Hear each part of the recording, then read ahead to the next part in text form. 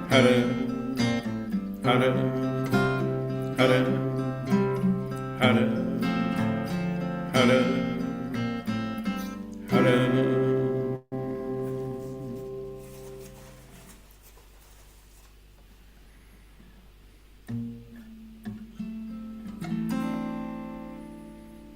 Next one is called the Yogi.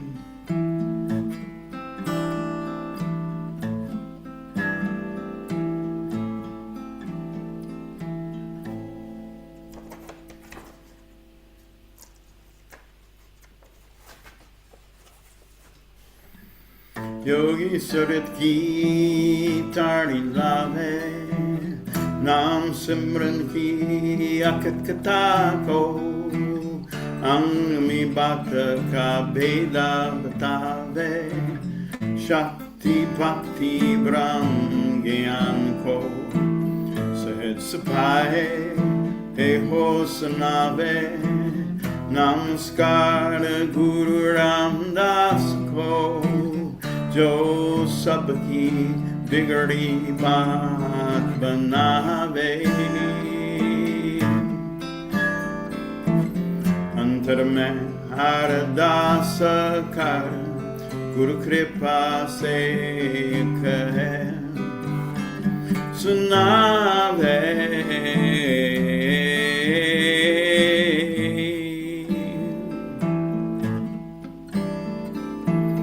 The yogi focuses the attention in the light and tells the deepest secrets, the ineffable description of remembrance of the Nam, of Shakti and Bhakti and the Brahma's Gyan. The words flow through him naturally, and bowing to Guru Ramdas, the mender of broken destinies.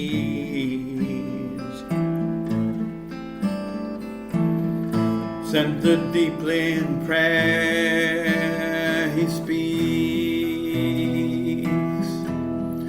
so that by Guru's grace everyone may hear. Centered deeply in prayer, he speaks, so that by Guru's grace everyone may hear. Guru, Guru, Vahe Guru, Guru Ramdas Guru, Guru, Guru, Vahe Guru, Guru Ramdas Guru, Guru, Guru, Vahe Guru, Guru Ramdas Guru, Guru, Guru, Vahe Guru, Guru Ramdas Guru, Guru, Guru, Vahe Guru, Guru Ramdas Guru.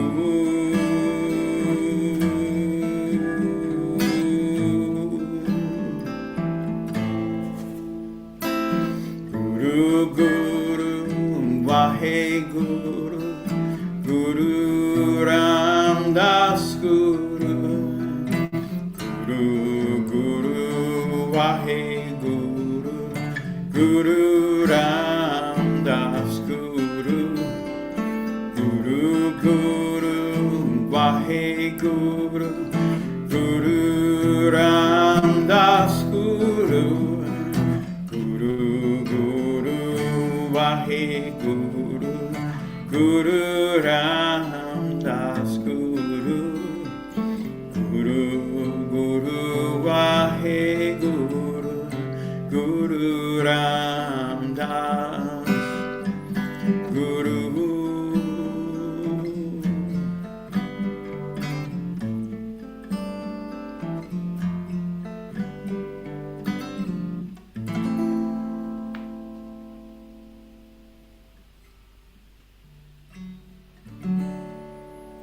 I'd like to finish with Let There Be Peace prayer.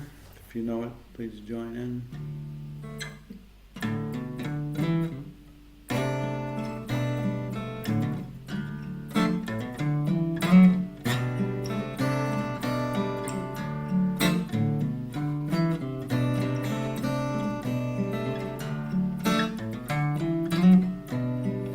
Let there be peace. Let there be peace of mind. Let there be peace with mankind. Let there be peace of the states. Let the world dwell within the peace. Let the world dwell within the force of peace. A jet, a let, a bet, a boo, a do, an us, a cups, a guns, a bunch, a luck, a buck, a call, the owl, a lake, a bait, nam, a kam, a ga, nate, pramate, joni, a moni, narage, narange, narupe, nareke, karmanga, paramanga, gamje, a lake.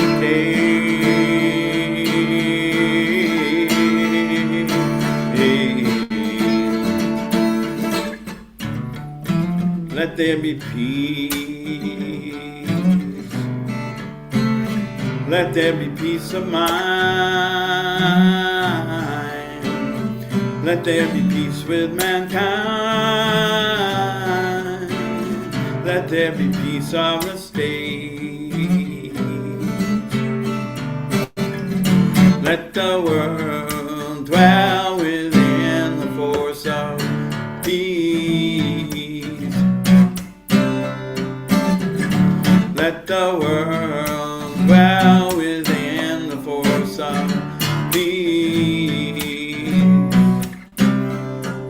A jet, a let, a bet, a boo, a do, an ass, a gas, a guns, a bunch, a luck, a buck, a call, the owl, a lake, a bay, a nam, a kam, a ga, a nate, pramate, a joni, a moni, narage, narange, narupe, nareke, karmanga, paravanga, gamze, a leke.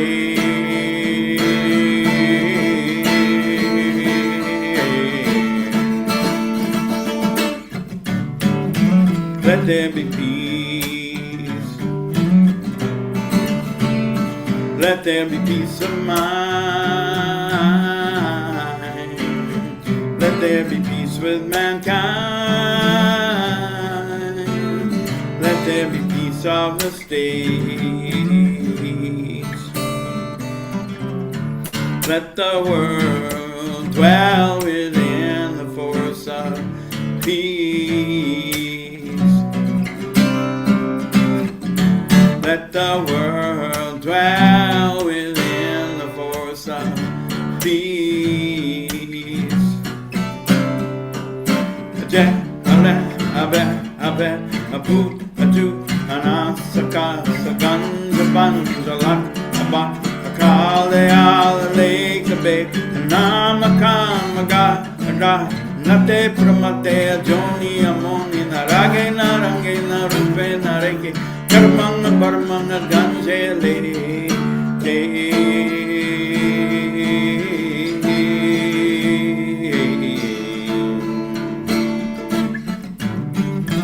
Let there be peace. Let there be peace of mind. Let there be peace with mankind. Let there be peace of the states. Let the world dwell within the force of peace. Let the world dwell within the force of peace. Let the world dwell within the force of peace. let the world dwell within the force of peace.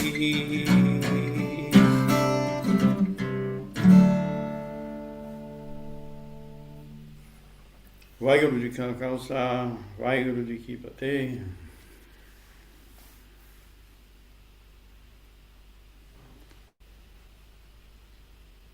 Vaheguru, Madam Under Singh, thank you so much. It's always wonderful having you and listening to those beautiful songs. Satnam. Thanks, Ji Satnam. And now we have Siri Sadnakar. Welcome, Siri Sadna. Oh, Satnam. Vaheguru, we're running late, but there's too much good stuff to share, so it Well, takes us too long. What a treat. What a treat, Mataman dear, to hear you. Good to see you. Thank you, Siri Sana. Good to see you too. Missed you at the festivals. Yeah, Hope maybe to see you next year. Hopefully. Vaheguru. Vaheguru. So Siri Sadna, go ahead and take it away. Siri Sadna is coming Take to it us away. from the UK. I am. Vaheguru. I'm from the UK. Yes, it's getting a little late here, but yeah, always a pleasure to be here and to play after Mata Mandir. Hey, that's the biggest blessing. So yeah, wonderful to see so many of you online and check in with this day. What a beautiful day.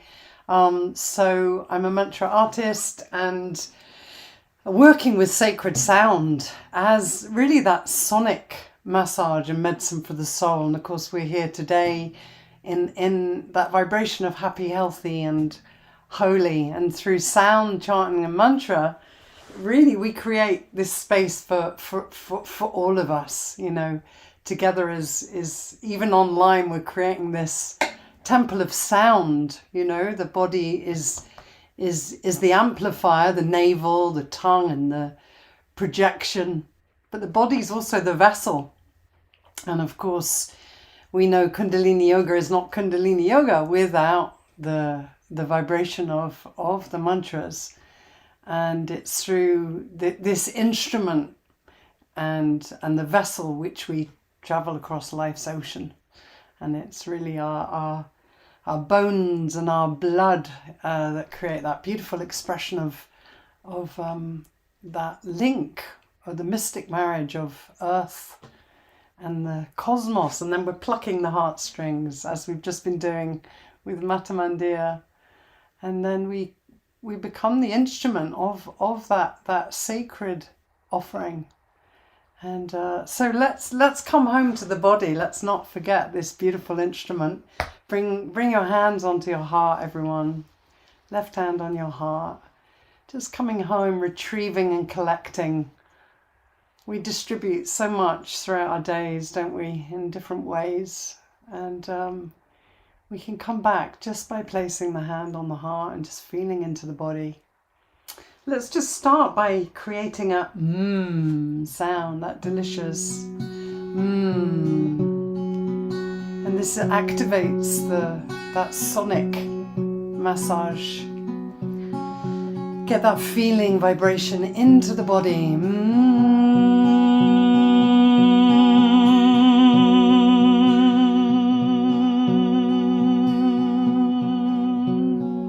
Right to the end of the breath. Keep it going.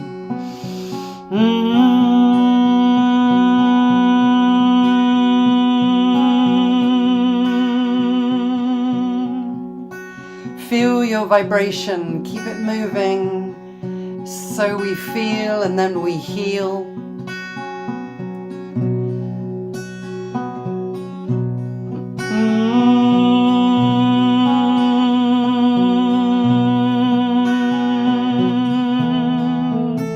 Find that tenderness and that longing.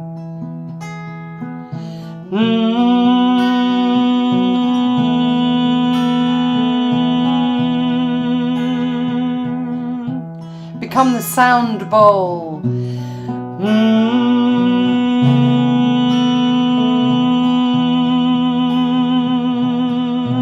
Take it into an R now.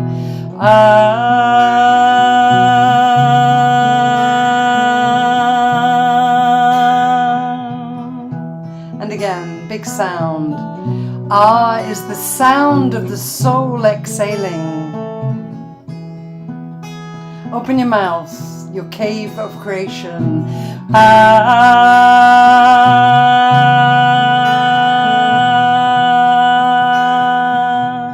The sound of creation.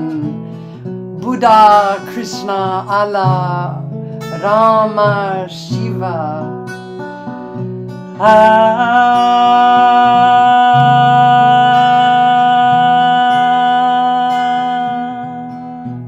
And let's take it into Akal. Akal.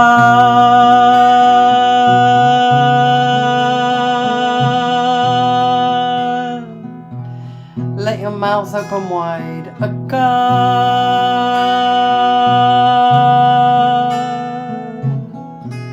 That deathless essence. Akal.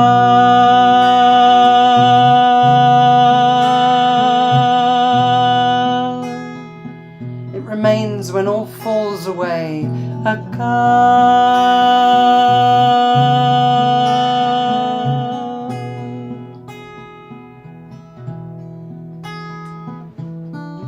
Soul is timeless, breath of life, fly free.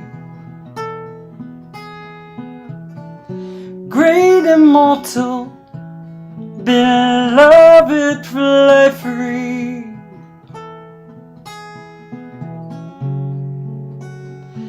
Undying may you rise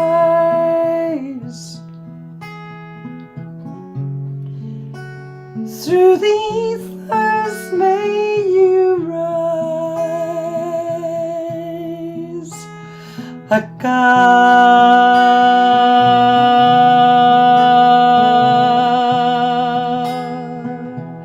From your navel, use the breath. Akal.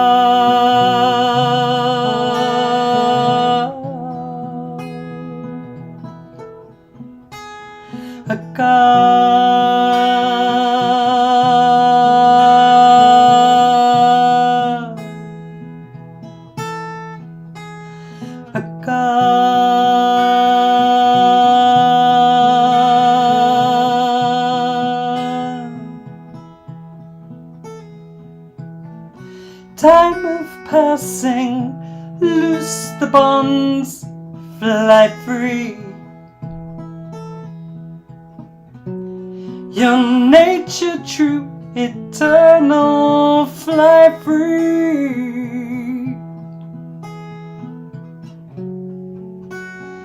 Surrender, you will rise.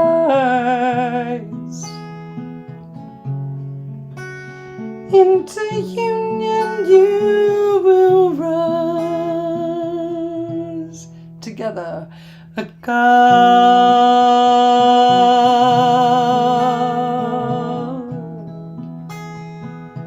Big breath. Akal.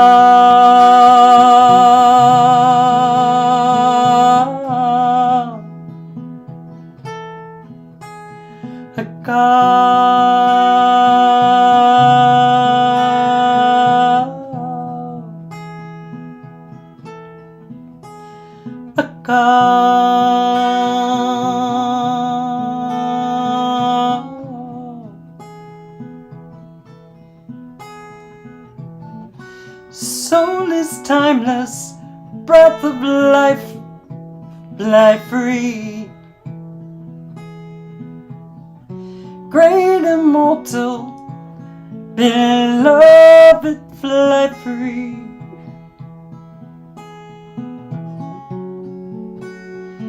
Undying may you rise through the ethers, may you rise. Akal.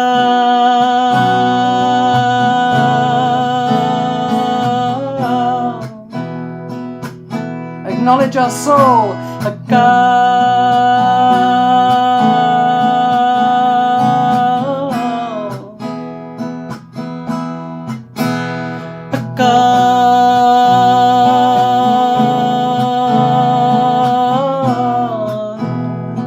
as we move through the earth frequency of God.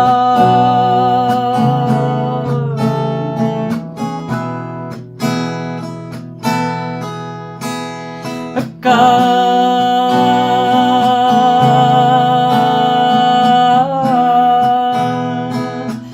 Listen to your depth, of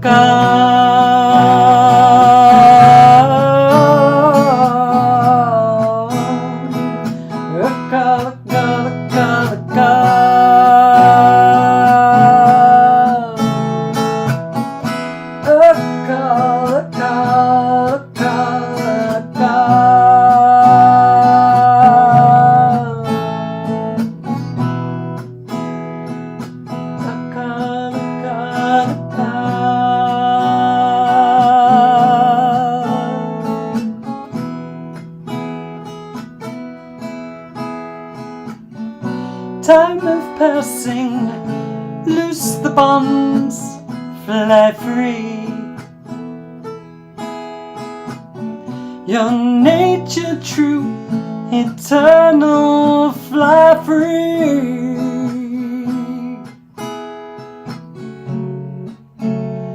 Surrender, you will rise into union, you will rise.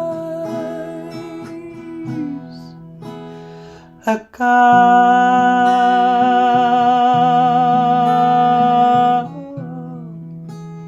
a God, a God, a God,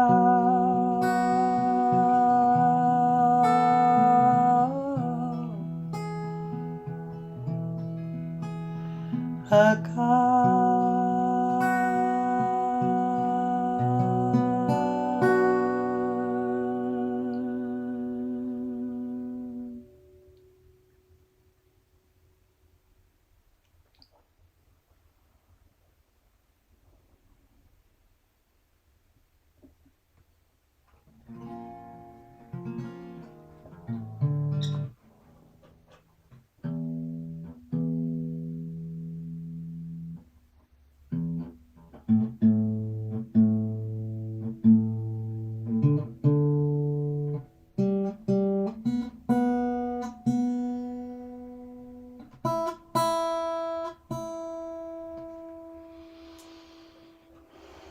So we're gonna do the mantra now for protection, strengthening our nervous system, really gaining that inner warrior, Chatra Chakravarti.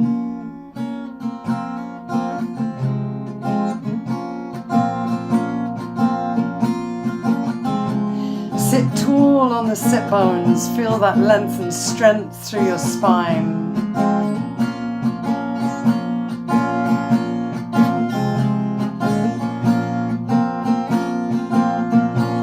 Chatra Chakravarti, Chatra Chakrabhukti, Siyamba Subhang Sarvada Sarvajugati, Tukalong Pranasi Deyalong Serupe, Siddha Ange Sange Abangang Vibhuti. Chatra Chakravarti, Chatra Chakrabhukti, Siyamba Subhang Sarvada Sarvajugati, Tukalang Pranasi Deyalong Serupe, Siddhange Sange Abangang Vibhuti. Chatra Chakravarti, Chatra Chakrabhukti, Siyamba Subhang Sarvada Sarvajugati, Tukalang Pranasi Deyalong Serupe, Siddha Ange Sange Abangang Vibhuti.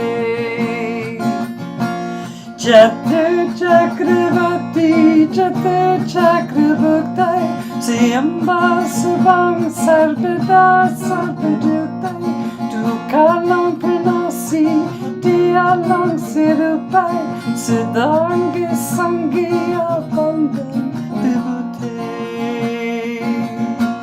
Chatra Chakravarti, Chatra Chakrabhukti, Sarvajukte, Siamba Subang Sarvadar Sarvajukte, Tukalang Pranasi, Tialang Sirupe, Sita Ange Sange, Avangang Bibute. Chatur Chakravarti, Chatur Chakravarti, Siamba Subang Sarvadar Sarvajukte, Tukalang Pranasi, Tialang Sirupe, Sita Ange Sange, Avangang Bibute. Chatur Chakravarti, Chatur Chakravarti, Siamba Subang Sarvada Sarvajukte, Tukalang Pranasi, Dialang Sirupe, Sita Angi Sangi, Avangang Bibute. Chatur Chakravarti, Chatur Chakravarti, Siamba Subang Sarvada Sarvajukte, Tukalang Pranasi, Dialang Sirupe, Sita Angi Sangi, Avangang Bibute. Chatur Chakravarti, Chatur Chakravarti, Siamba Subang Sarvada Sarvajukte, Tukalang Pranasi, Dialang Sirupe, Sita Angi Sangi, Avangang Bibute. Chatur Chakravarti, Chatur Chakravarti, Siamba Subang Sarvada Sarvajukte, Tukalang Pranasi, Dialang Sirupe, Sita Angi Sangi, Avangang Bibute.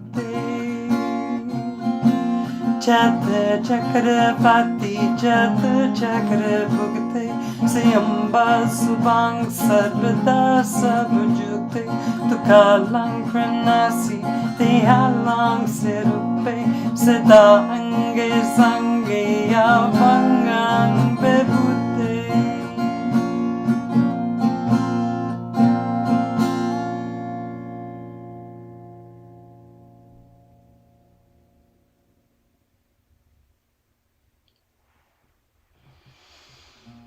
Satnam, so lovely to see all the hearts and the things popping up, knowing you're there. Not just singing along to myself. Yeah, lovely. Satnam, geez. Oh, so Onkar, I didn't pay attention to what time I started, and I like to be on time. Honestly, I didn't either. Oh no! so just go for it. Okay, I'll keep going. Okay, so let's work with some prosperity now. Overcoming the challenges with Apsahai Hoa.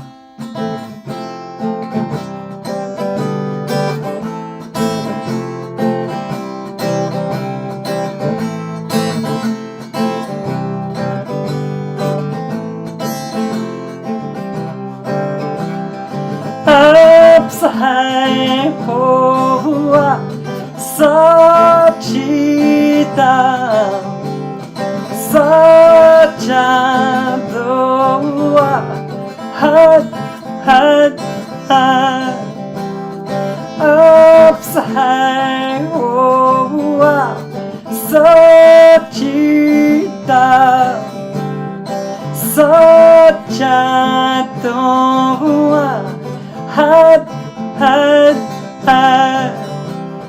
Apsai Hoa Sachinta Sachantoa Had Apsai Hoa Sachinta Sachadoa Had Apsai Hoa Sachinta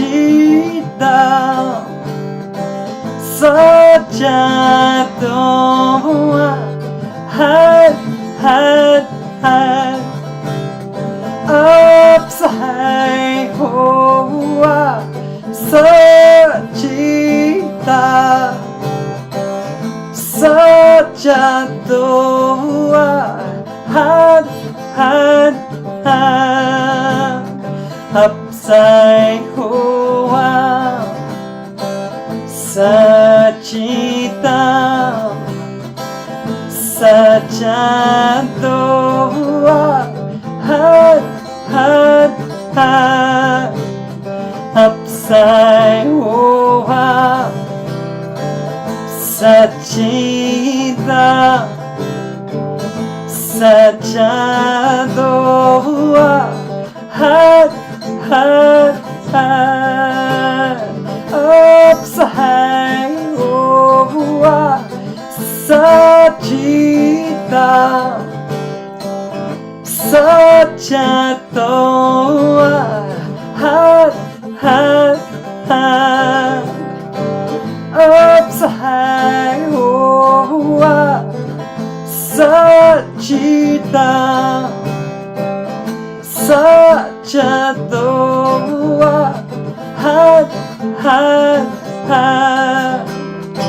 Apsayoa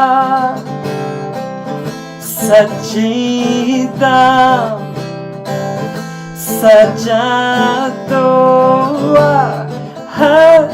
had Apsayoa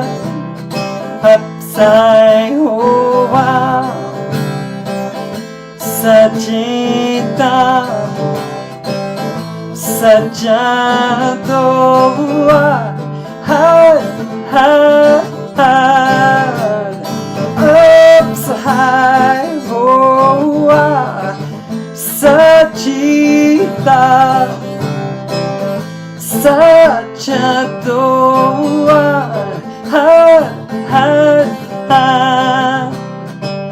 Apsayoa Sachita Sachatoa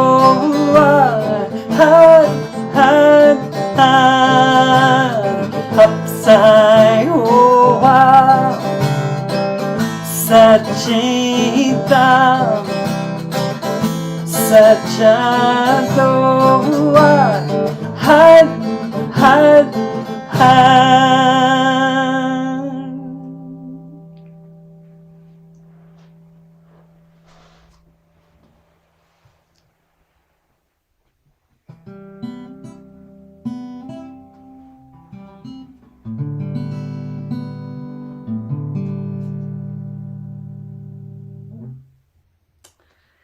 Okay.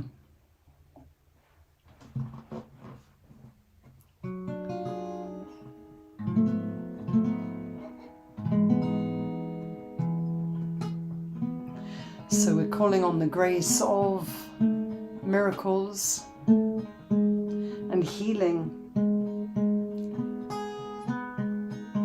with Dana Dana Ram Das Gur.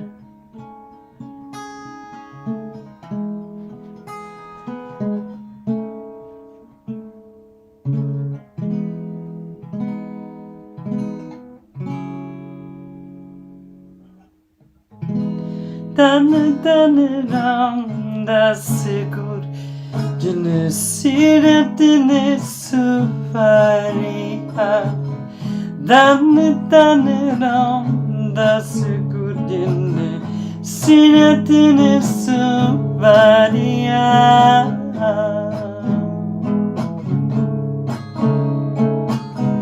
Dana Dana Ram Das Gur Jene Siratine Sufaria Dana Dana Ram Das Gur Jene Siratine Sufaria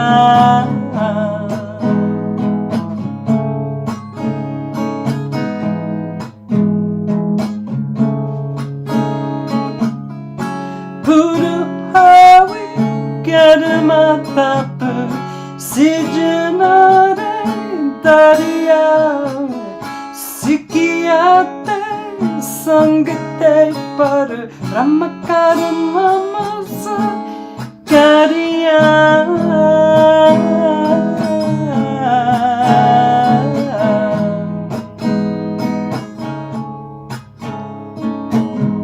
Dana Dana Ram Das Gur Jene Siratine Sufaria Dana Dana Ram Das Gur Jene Siratine Sufaria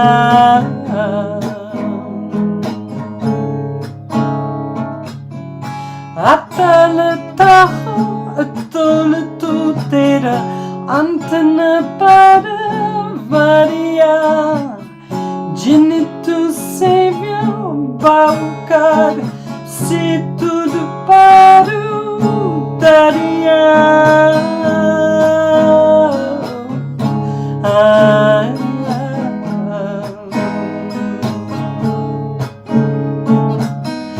Dan da segurgine, siretine suvaria. Dan da segurgine, siretine suvaria.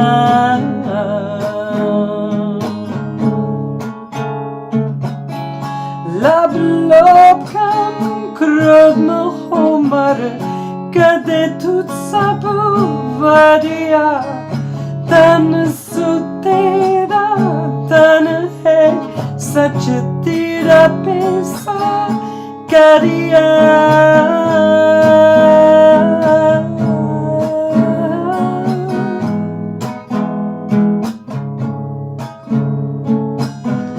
Dan ram da segurgine, siretine suvaria.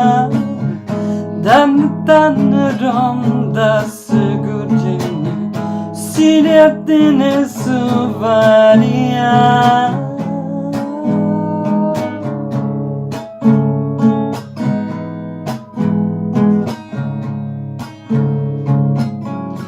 Nanekatune natuhe kuru amatuvi charia kuru titatamana daria.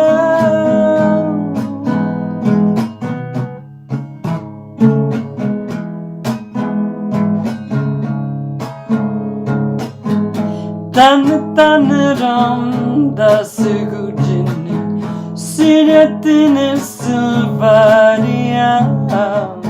Dan ram da segurgine, siretine suvaria.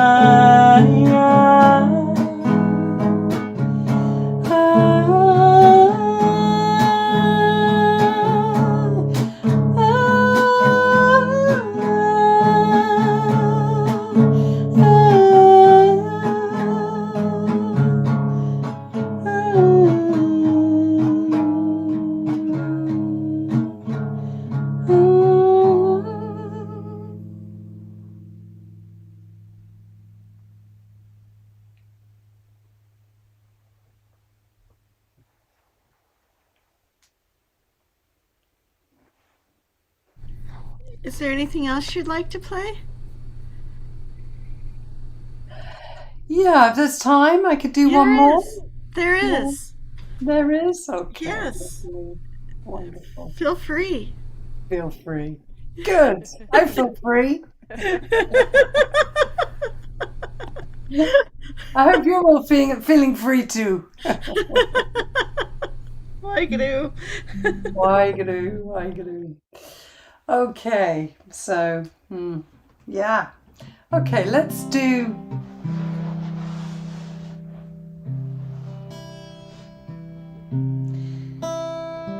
meditate with a Ramadasa Sase Soham.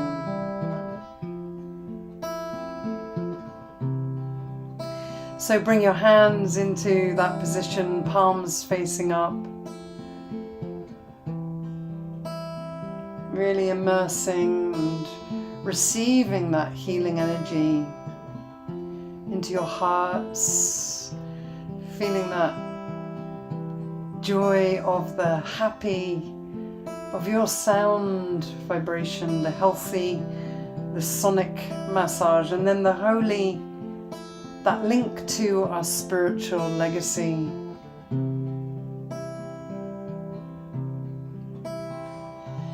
Ramadasa Sase Soham. Ramadasa Sase Soham. Namadasa Sasei Sohang Namadasa Sasei Sohang Ramadasa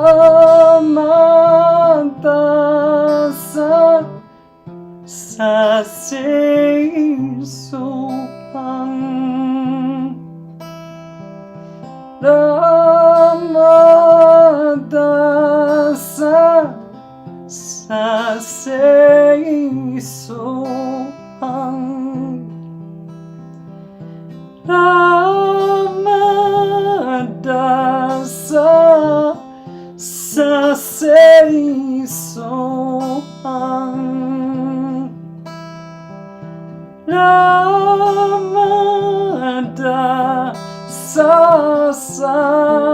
Sasei Sohang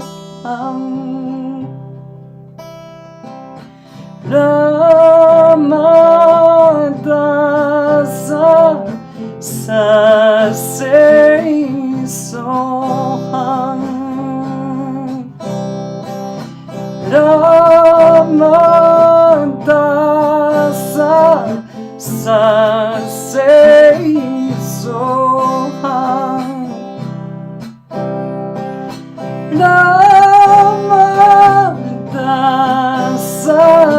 Sasei Sohang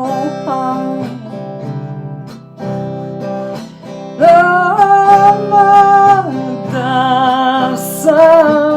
Sasei Sohang Ramadasa Sasei Sohang Ramadasa Sasei Sohang Ramadasa Sasei Sohang Ramadasa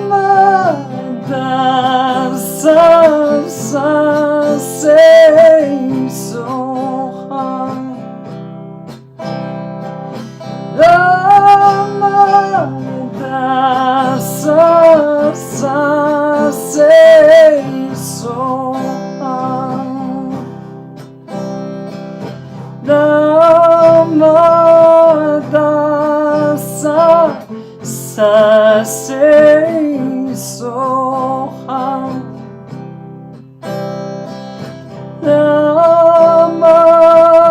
Ramadasa Sasei Sohang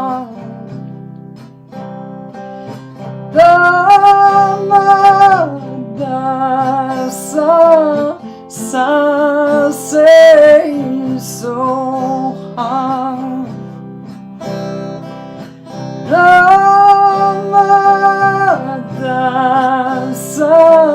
Sasei Sohang.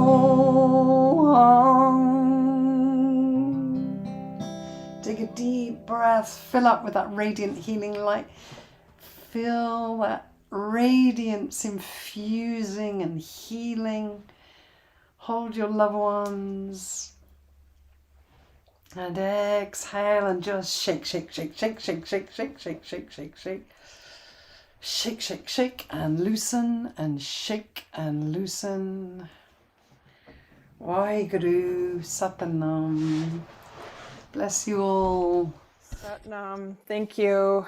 Pleasure. Thank you for listening. Good to see you, Onkako. Waheguru.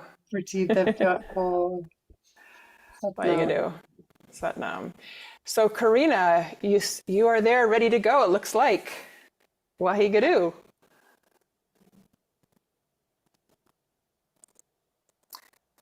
But I think, oh yeah, there she is. All right. Satnam. Waheguru. Waheguru. Can you hear me? I can hear you. This has been beautiful. What a day. What a day.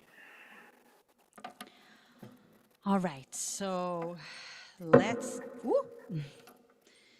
start. We're gonna do a little meditation together with chanting and meditating.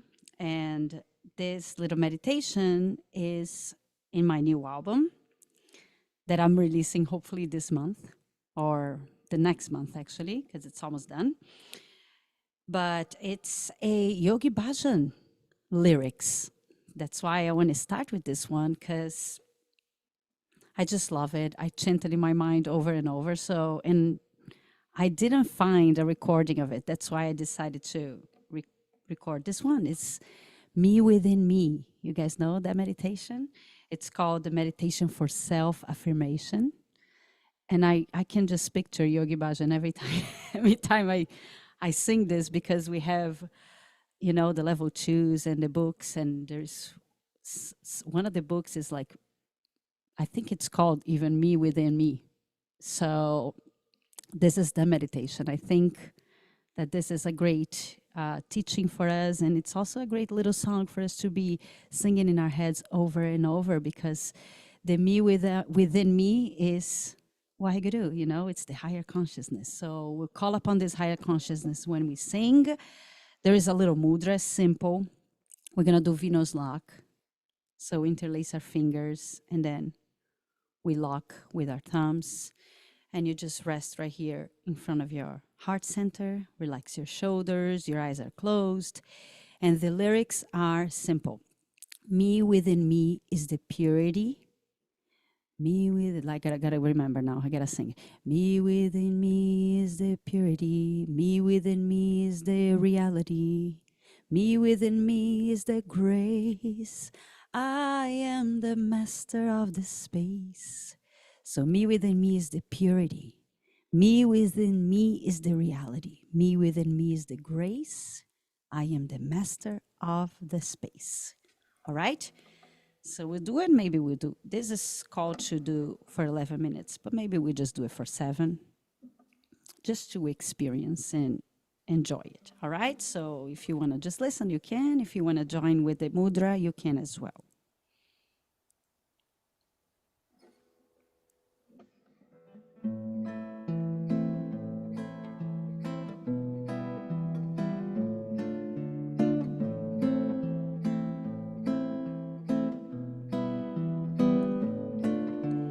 Breathe in.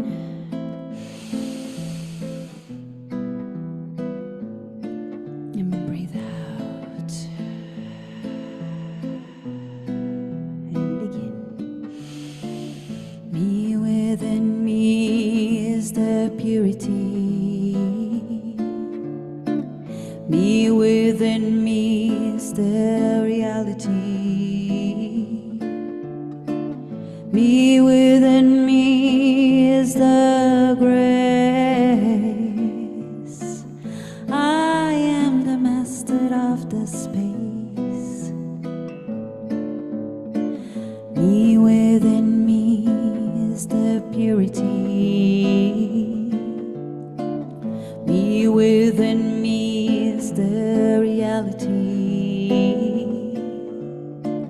Me within me is the grace. I am the master of the space. Me within me is the purity. Me within me is the reality. Me within me is the grace. I am the master of the space. Me within me is the purity. Me within me is the reality. Me within me is the grace. I am the master of the space. Me within me is the purity.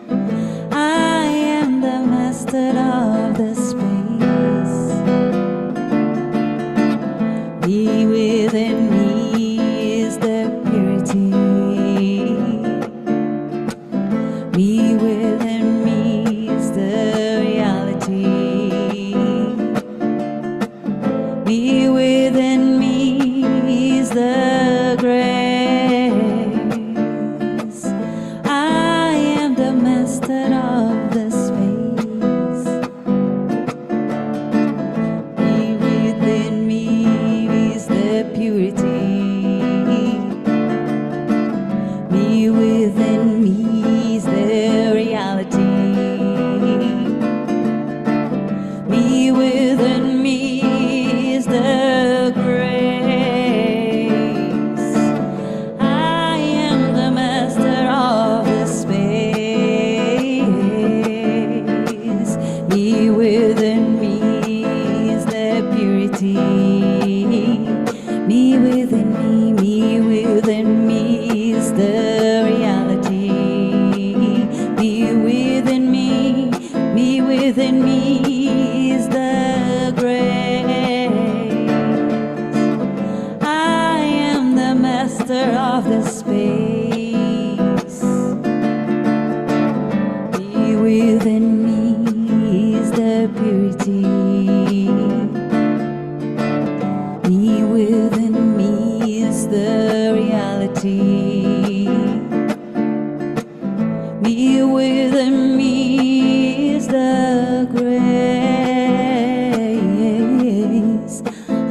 Me within me is the grace. I am the master of the space.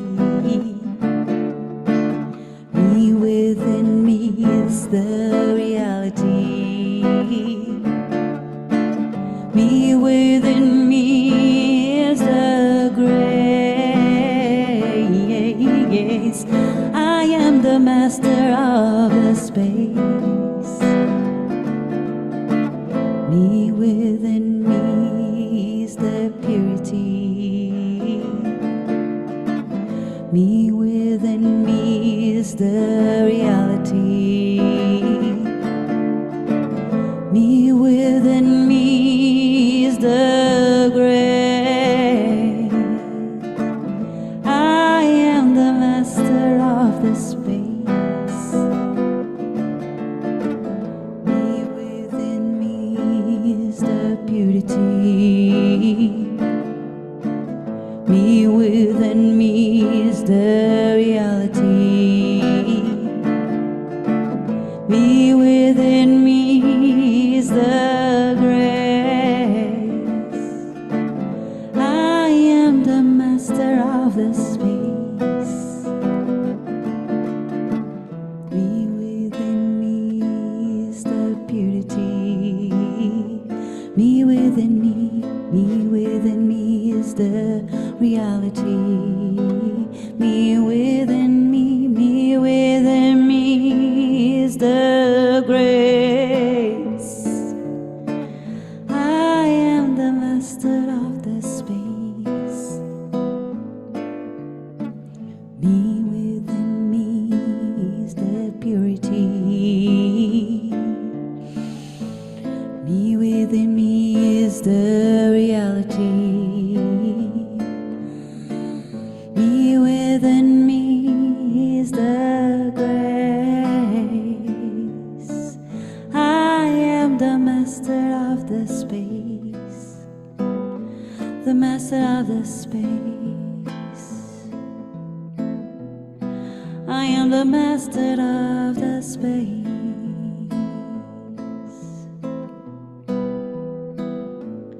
Me within me.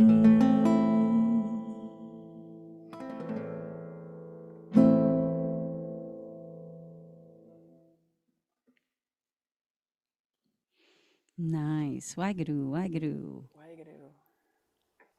So I'm gonna play a few songs from my new album. Thank you guys. Thank you all. It's an honor to be here. Really an honor to be here. I just tell people all the time that Kundalini Yoga really changed my life in certain way that it's inexplicable, you know, and changed my career as a musician as well, you know. And I just am eternally grateful for this technique, this technology, and to be able to meditate. Now I know how to meditate. I used to teach Hatha Yoga for many years before I found Kundalini Yoga, and I still didn't know how to meditate. You know, not that we really know, but now I can meditate. I couldn't. We can sit still, you know? And it's been such a gift. And you know, like this new album that I'm releasing is very focused on Sikhi because of Kundalini Yoga, I found Sikhi. And 2 years ago, I received Amrit in summer solstice. So summer solstice and winter solstice is also coming home with the family. We love it so much. We plan all year just to go back to summer solstice and winter solstice. So this album is called Saint Soldier Spirit. And it's really focused on this energy that Kundalini Yoga has given to me, to us, you know, and even us as a family, because we are, you know, trying to achieve our spirituality and live like saints, but we are soldiering. You know, it's that Guru Gobind Singh energy. And I'm saying this because I want to play a song, which is a Shabad. Let me change over here. That is in my album. And it's a very unconventional Shabad. I had never heard anybody playing this Shabad anywhere. And I found this Shabad because one time I posted a video of me singing the Song of the Khalsa and, you know, dressed like a Kundalini yogi, but I'm also a Brazilian pop singer, so I was being a little poppy. And I got ripped apart by the Sikhs, you know, because it's hard for the Punjabi Sikhs to understand us, because we're Kundalinis. We're Westerners, or even some people, like many of us are in the Eastern side, but we're not Punjabi. Most of us are really now born in India. We're embracing this culture, but at the same time, we have our own cultures, you know? And it's so hard for people to understand sometimes when they see us dressed in white and singing Shabads and also meditating in little pieces of Shabads and making it a mantra. And I tell people, yeah, like, we go to the Gurudwara here, and we are the only white Sikhs, you know? We call white not because we're white, but because we're wearing white. And I tell them, it's, you know, this Yogi Bhajan brought this to us. I'm so grateful, because if it wasn't for Yogi Bhajan, I, as a Brazilian, I would never have understood what Sikhi is, and I would ever think of putting a turban in my head. So it's all because of Yogi Bhajan's existence and coming and teach and blending this technology with yoga, making it digestible for us, making us understand, helping us to understand and assimilate in our lives, teaching us Japji Sahib every morning, teaching us what Amrit Vela is, and it's such a special gift. So this Shabad, I was feeling so down, because I'm feeling, oh, where do we fit, especially as a singer, you know? And I want to sing some Shabads in my Brazilian rock and roll way. And people ripped me apart because the way I was dressing. And I went there, I meditated, and I opened the Guru, and it came on this Shabad. And it's about slandering.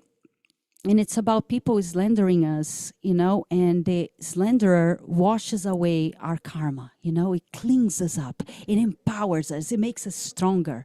So when somebody is slandering us, we just embrace this. We allow, because if we have our pure hearts in our actions, we didn't do anything that with our knowledge, with the extent of our knowledge, we didn't do anything wrong, we had pure intentions, let them slander us, because we will grow out of this slandering.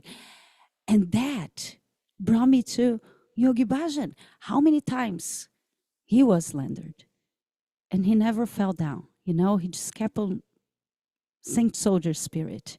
And even after his death, he still is slandered. And I bet that he's here with us, just smiling and happy and watching it, you know, because with a pure heart, with everything that he had to teach us, we just are rising above and we're learning. And this, we see this technology as a gift, you know? So his life is a gift. So this song, I felt like it was appropriate. It's in my new album, so I wanted to play for you guys. It's part of what keeps me going, and I hope it fits you guys well, because anytime that we have to explain ourselves and we're going to a Punjabi Gurdwara, just bring this song in your head, feel confident, put on your whites on, do your meditation before you go anywhere, and just own it. So this, it's a little unconventional. It's called Nindo Nindo. It's a Shabad from Bhagat Kabirji. And I'm gonna play like rock style, a little bit in Gurmukhi and a little bit in English. I hope you guys enjoy it. I have to read it because I still haven't memorized.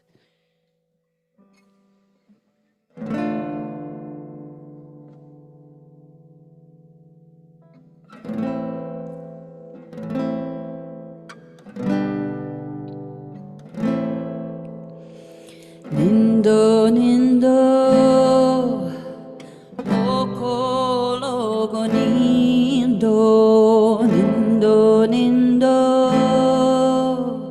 okologo nindo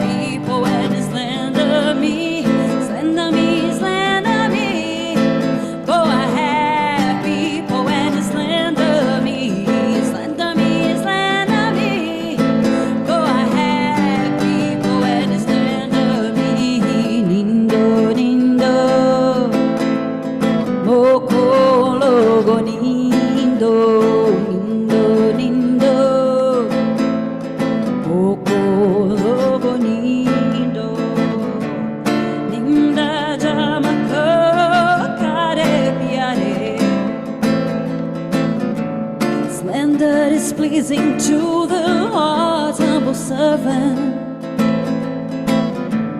Ninda Papa, Ninda Mehtare. Slender is my father, slender is my mother.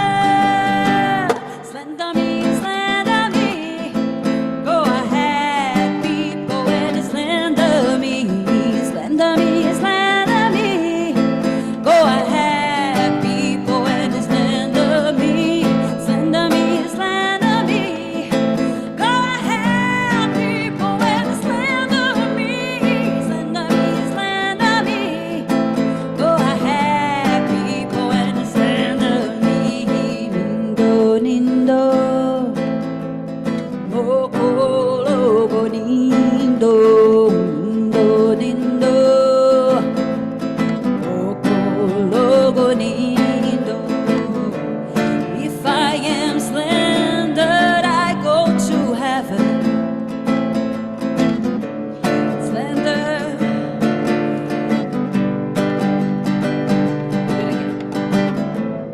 If I am slandered, I go to heaven. The wealth of the Nama abides within my mind. If my heart is pure and I am slender, then the slenderer wash away the dirt from my clothes. Slender me, slender me. Go ahead, people, and slender me, slender me, slender me. Go ahead, people, and slender me.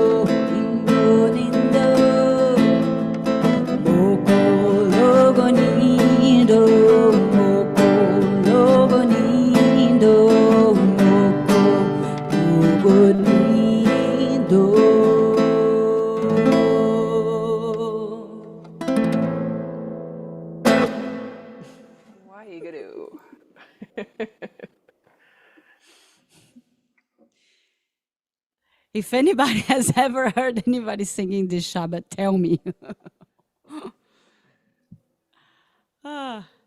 Well, actually, I did. I looked it up when somebody singing, and that's when I learned from. But then I made my own version. All right, my friends, let's go back. Let's see. Oh, I'm gonna play now another little song. It's all inspired by this moment, you know? So when I started my level 1, people were asking, because they knew I was a musician, and they were asking, oh, come and play for us, come and play the sadhana music, you know, and leading the sadhana with live music, because Kundalini Yoga is great with live music. So I started learning the mantras, you know, but it's so funny because I was like, I did not want to sing in Gurmukhi. I was so, to be honest, I was scared because I didn't know how to pronounce, you know, and I'm like, I'm a rock artist, I'm a pop artist, you know, there's already all the famous singers that do this. I don't think I can do this, you know, I'm just level 1. It was like a whole year. I was very inspired by everything that I learned and, you know, the mantras and the Shabbats, but I didn't have the courage to sing in Gurmukhi. So I recorded a whole entire album it was acoustic music, but it was all in English, which I didn't even speak English right. So I was not afraid of singing in English. I was afraid of singing in Gurmukhi, but I could speak English better than Gurmukhi. So I did this album, which is inspired. The entire album was dedicated to Yogi Bhajan. It's in the cover of the album, dedicated to my Kundalini Yoga family, but it was all in English. And the album is called Be the Light. And I'm wearing even a shirt, Be the Light. So I'm gonna play for you guys the song title of the album, Be the Light. And it's basically what I learned from level 1, you know, and just entering this community, like when I step in for the first time and I was dipping my toes and the inspiration that I felt. So this is called Be the Light from the album Be the Light.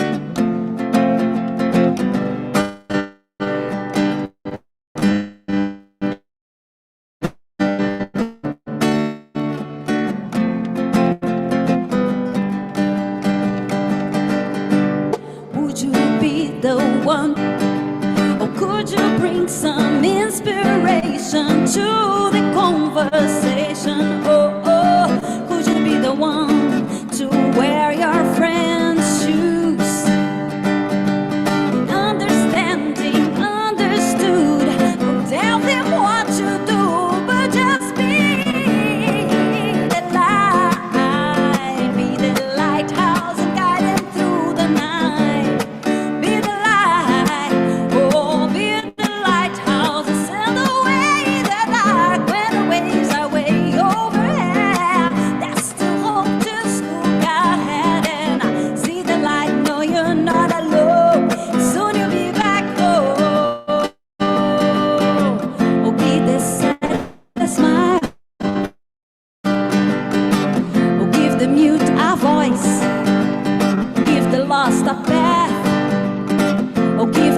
a choice.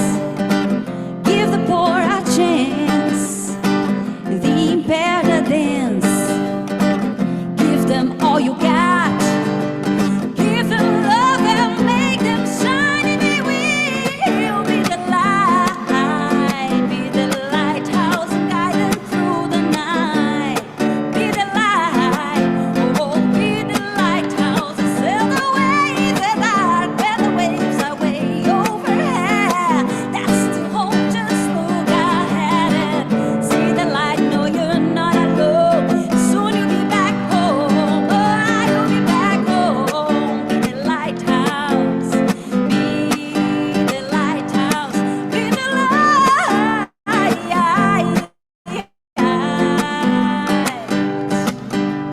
Guide them home.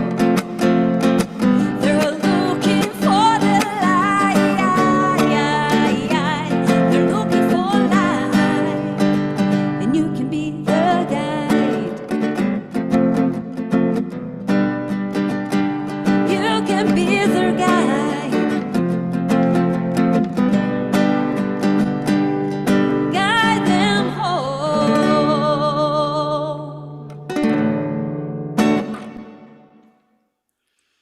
Be the light. Waheguru. Waheguru. I got here my 3A Joe cup. Can do a little ad for a minute. And this is winter solstice stickers. Oh, nice. And And this where- is Saint Soldier Spirit sticker. Nice. And where did you get your shirt? Your Be the Light shirt? You know, this is not my shirt. I bought this shirt on a hotel in New Mexico when I was getting out of summer solstice. And I was going to the airport, and we spent a night in a hotel close to the airport. And there was a little store, and there was this Be the Light shirt. Can you believe it?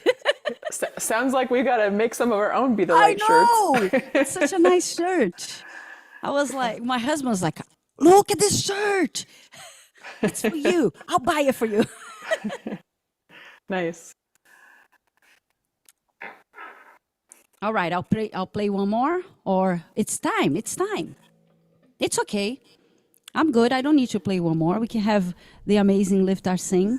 Looks like Liftar is ready. And if you're here at the end and you want to play more, go right ahead. But for now, we'll welcome Liftar, and thank you so much. Yeah, it's Karina. ready. Waheguru. Waheguru, thank you. Beautiful, as usual. Can you hear me? Yes, okay.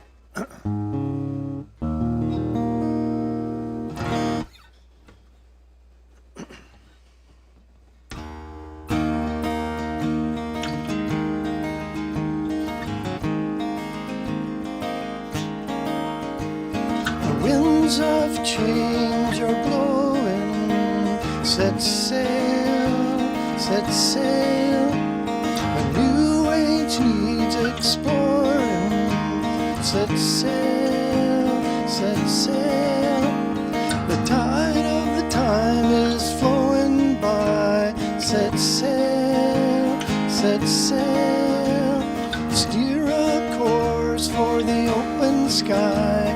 Set sail, set sail.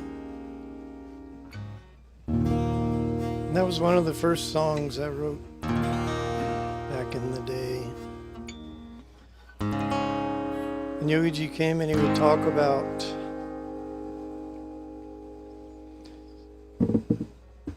the future, and that everyone would be doing yoga and everybody would be eating well, and he would never say when, though.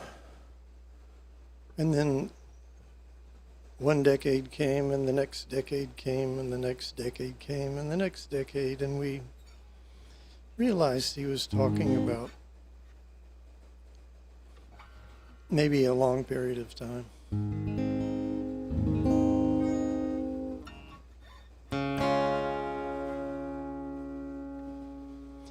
Anyway, here's a song on that subject. over and over again. Whoa.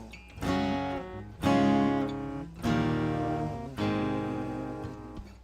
on a minute, that's in the wrong key.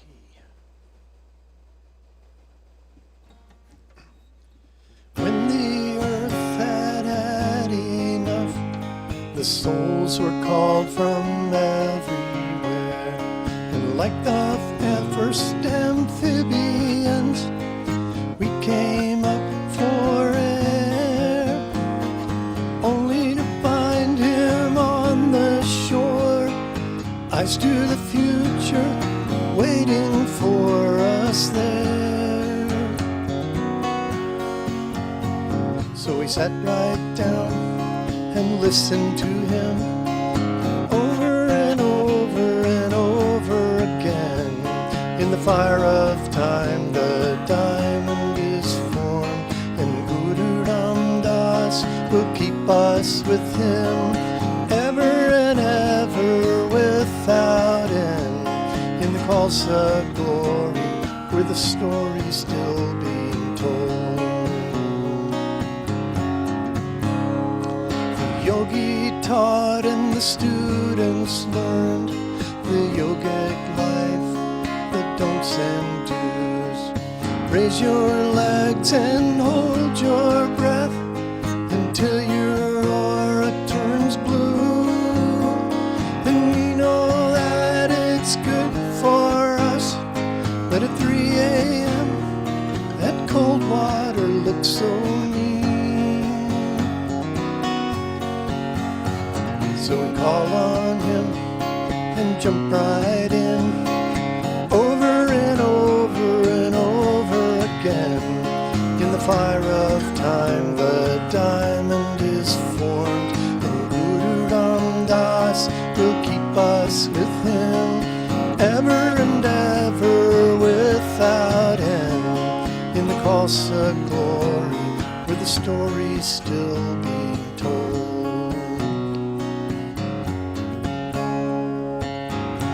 This next verse is about the first trip Yogi Ji took students to India. 1971 in the spring. When they got there,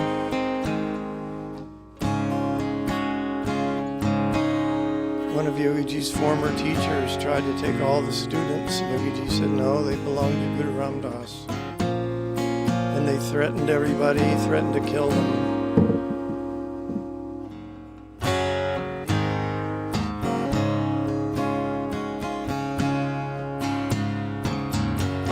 The 84 set out to touch their souls to the motherland, to serve the Hari Mandir, drink Amrit from the Guru's hand.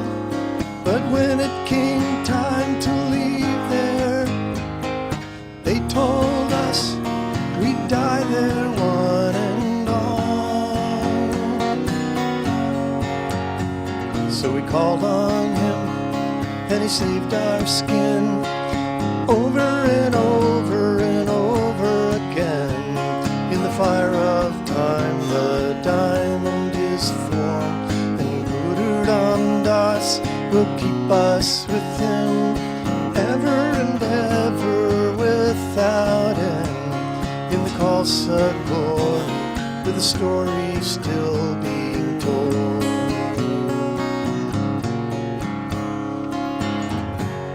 When our kids got old enough, it was time to send them to school in India.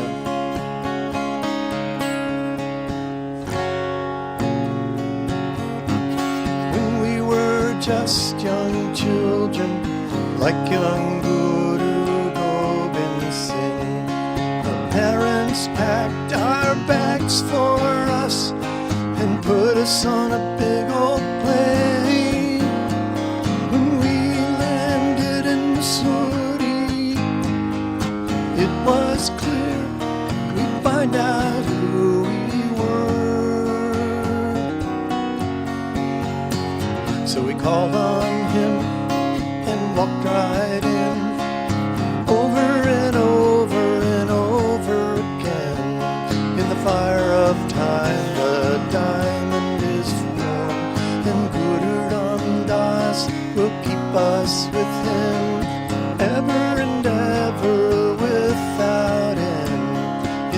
Khalsa glory, with stories still being told.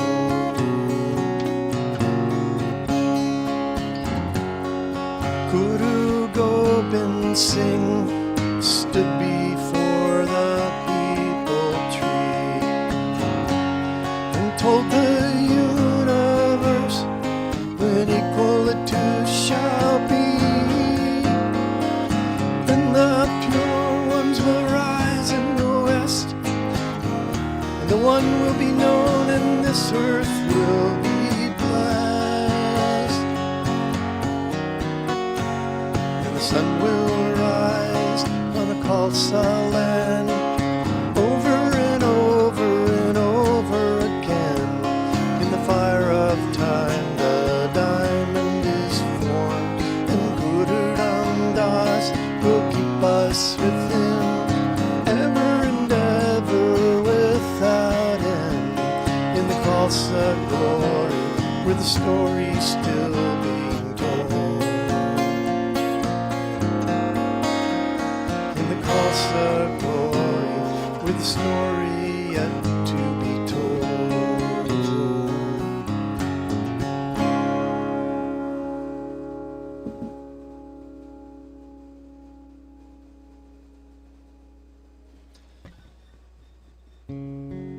So we were with Yogi Ji in Venezuela way back, 80s, I guess, mid-80s.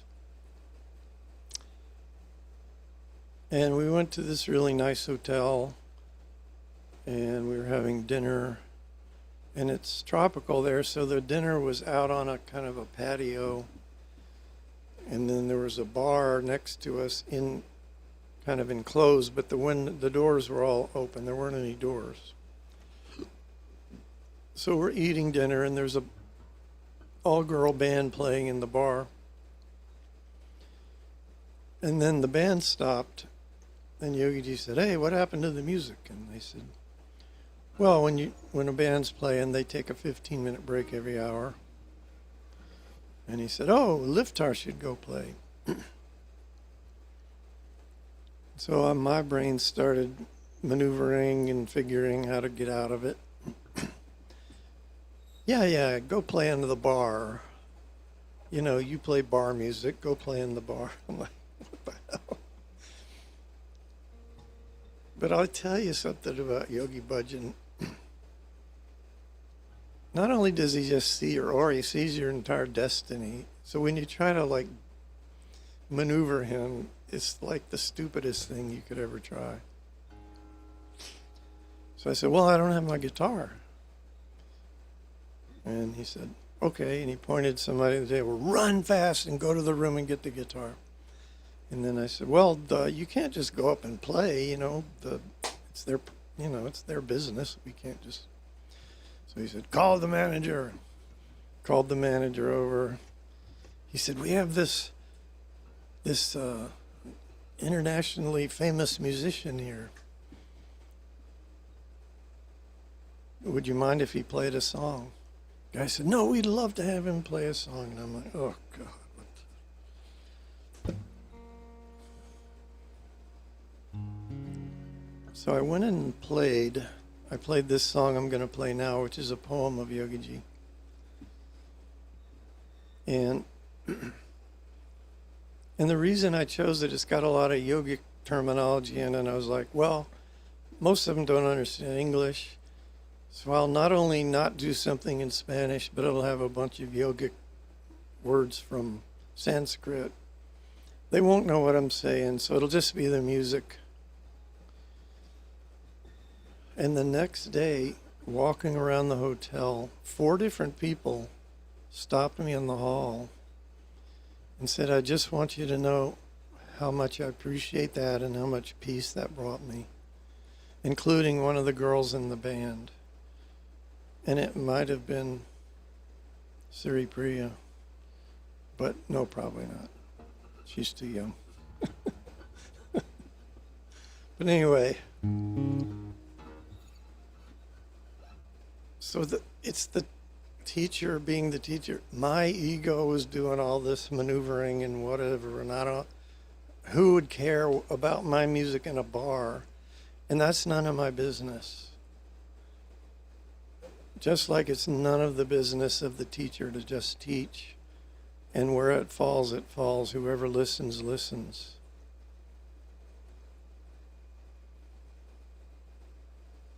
And I still think like that. I still didn't learn this lesson. At least I have it in there somewhere and it helps occasionally. But I'm still like, I'm shy. I don't know what the word is. Anyway, it's Shakti.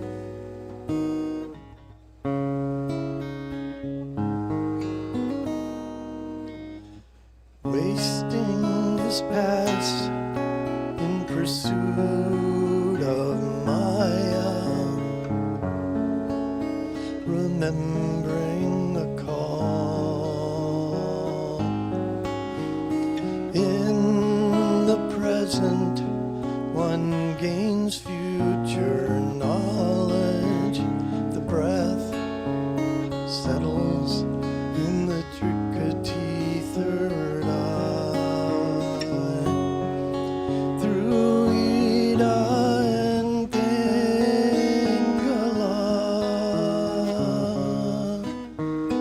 energy flows. Shushmana is energized. The thousand petal lotus turns.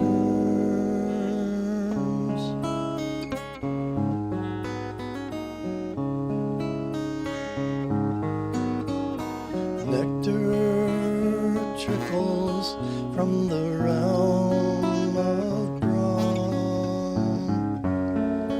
A guru seek is liberated.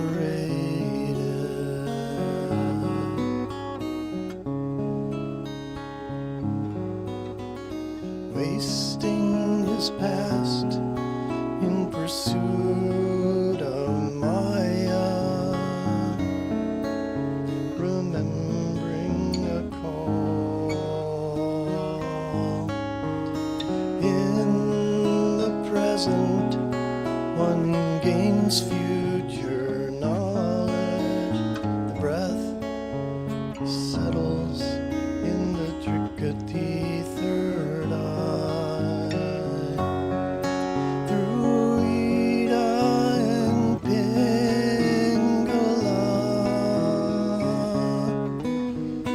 energy flows. Shushmana is energized. The thousand petal lotus turns.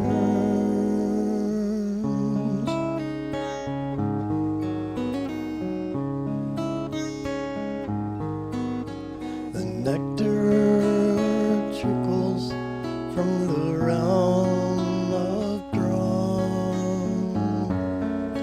The Guru seek is liberated.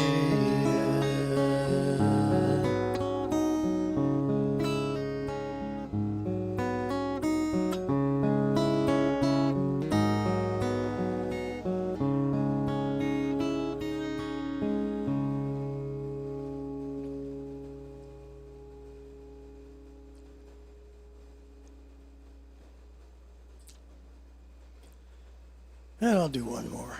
We're running late. So this one's called Wawa, and Wawa was the name of Yogiji's dog. It was a white Highland Terrier. The dog that's most famous that you might know is called a Scottie. They're black, kind of like almost a wiener dog. They're long, but they have long hair, and they have the big kind of mustache. So the Scottie is black, and the West Highland Terrier is white. Wawa was white, and his wife was Wawi. and she was the black Scotty. So Wawa and Wadi lived with Yogiji for years in LA, and then Wawa started getting a lung problem, and they thought it might be from the smog in LA. So they sent Wawa to live with Raikar, who was a veterinarian in Tennessee, where the air is much nicer and she could take care of him. So he had been there for, I don't know, maybe a year or something. Wawa had been there. And then Yogiji came to the ashram to teach. And I went up there. And Yogiji was sitting on a chair. It was kind of like there's a chair, there's a coffee table, a long table with sofas on either side, and then a chair at the end, and Yogiji was at the end, and people were sitting along the sides. And then Yogiji said, okay, go get Wawa. Wawa comes in, looks around,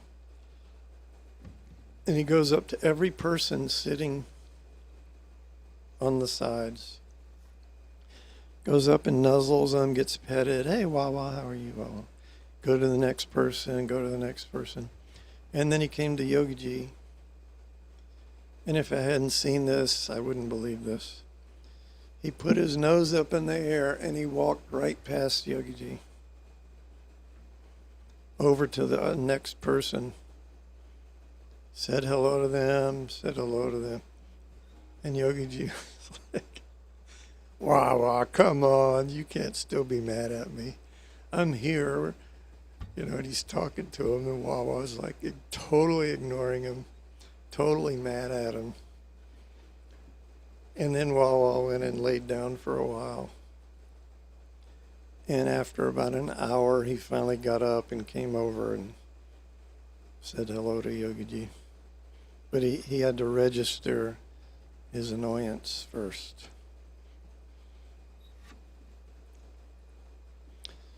So Yogiji wrote this kind of as a meditation on Wawa's devotion, like removing the boundaries of whether he was a dog or a person or whatever. He's just a soul that's completely devoted. And what that got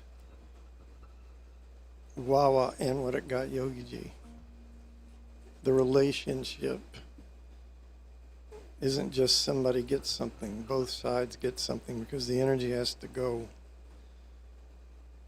You can't just go one way, it has to go in a circle.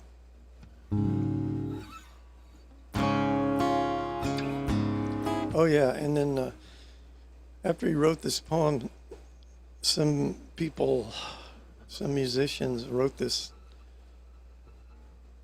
song that sounded like a drinking song in a bar. I mean, it was really bad because they were kind of making a joke out of it. Yogiji hated it, and he came to Atlanta and to teach tantric, and we're sitting around about 11 at night, I think. He said, Livtar, I want you to write music to this poem, and you better do it right. And I wanted it at 8 in the morning. So I stayed up till about 3 or 4, I don't remember, doing the music.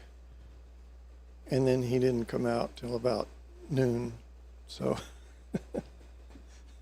but that's not what matters. What matters is he told the student to do this, and the student did it. There's no end or beginning or reason why. It's just there was an opportunity to obey the teacher.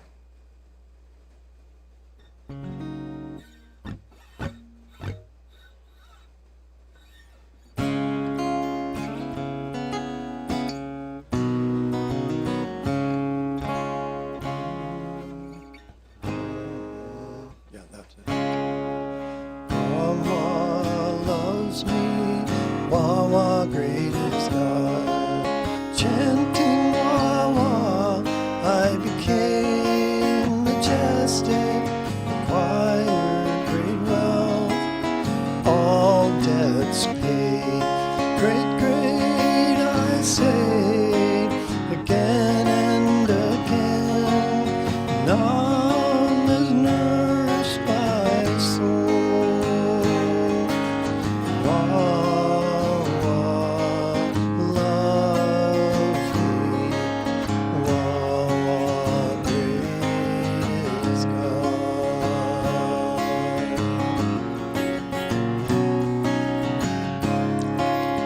Wawa, the name of God, bestower of bliss, destroyer of karma. Wawa divine.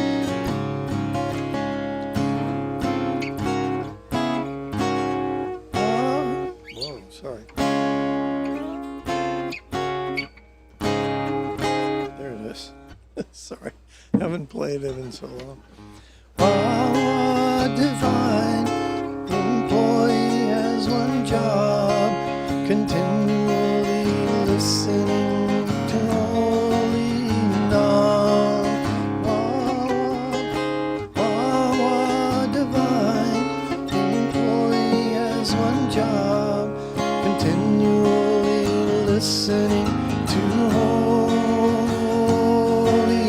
Nam. Wawa loves me, Wawa great is God. Chanting Wawa, I became majestic, acquired great wealth, all debts paid. Great, great, I say, again and again. Nam has nourished my soul. Wawa loves me. Wawa, great is God.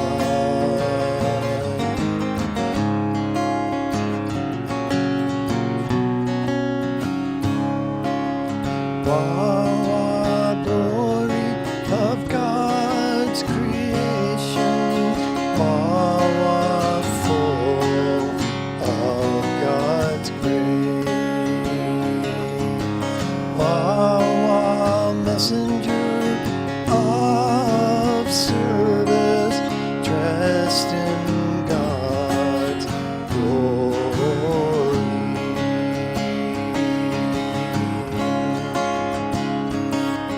In body of dog exists the body of divine knowledge. Wawa, great Savior, doer of great service, who do the pilgrimage and shrine, morning sadhana, holy bathing. Wawa love me, Wawa great is God. Chanting Wawa, I became majestic, acquired great wealth, all debts paid. Great, great, I say, again and again. Nam has nourished my soul. Wawa loves me. Wawa great is God.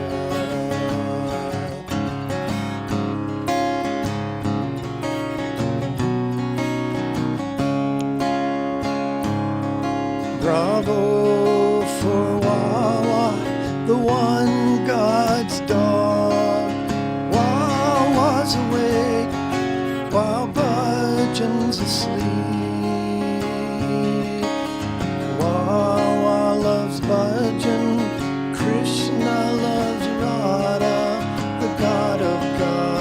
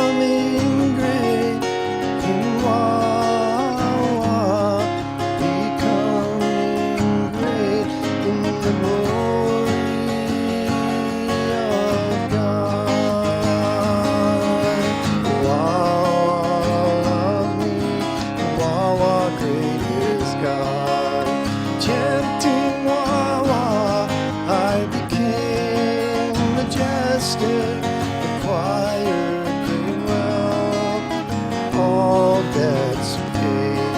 Great, great, I say, again and again. Nam has nourished my soul. Wah, wah, loves me. Wah, great is God.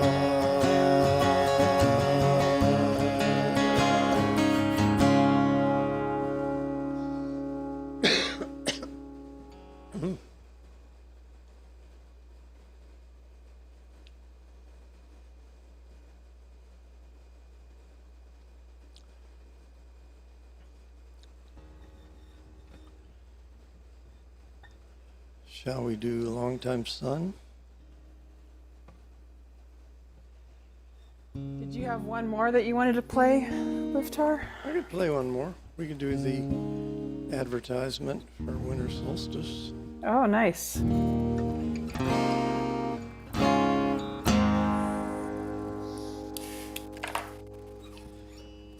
Winter solstice.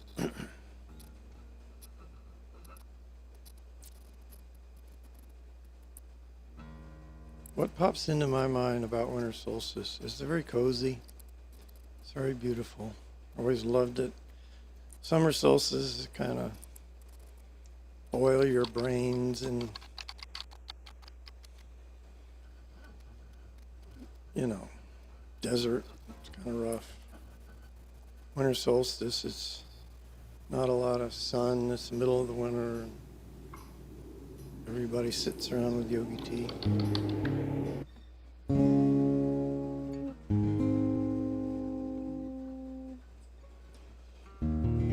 But you got to go there to find out for yourself.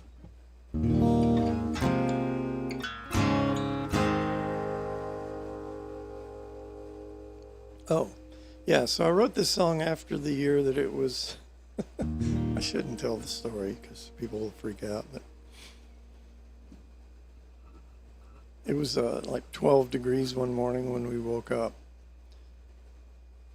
Now, it hasn't been like that again, and we used to have the solstice further north, so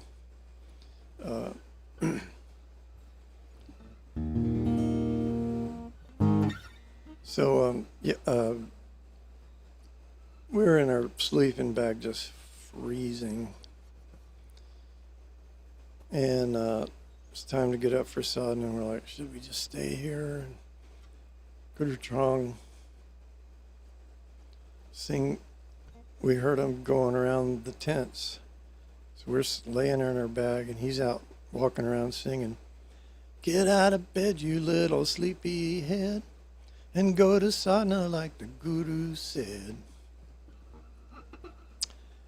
And we just started laughing. We're like, all right, if he can be out there doing that, we can get up. So we got up and we went to sadhana.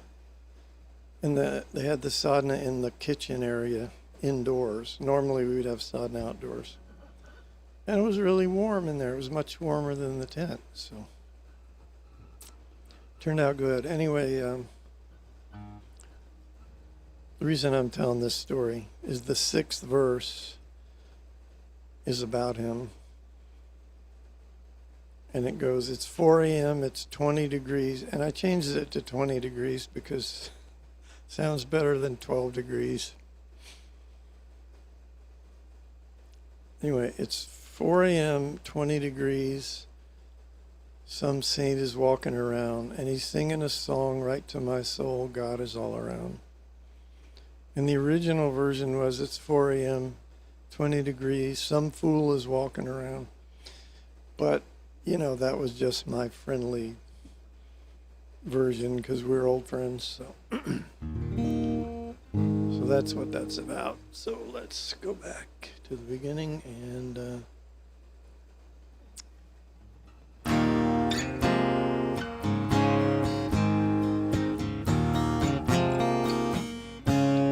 because it was so cold, it was right by a lake, and the lake had this mist coming up, because the water was warm and the air was cold. It's morning light. That doesn't sound right.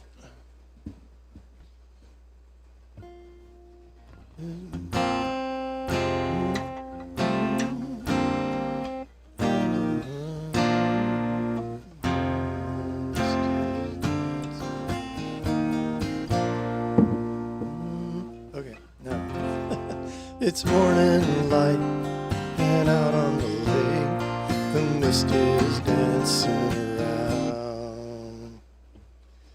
With my guru and all of my friends, and God is all around.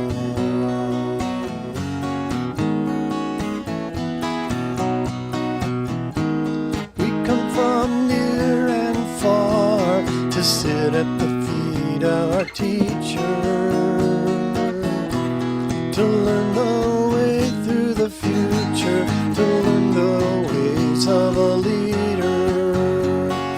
We have waited so many lives just to be in the company of the saints at winter solstice time.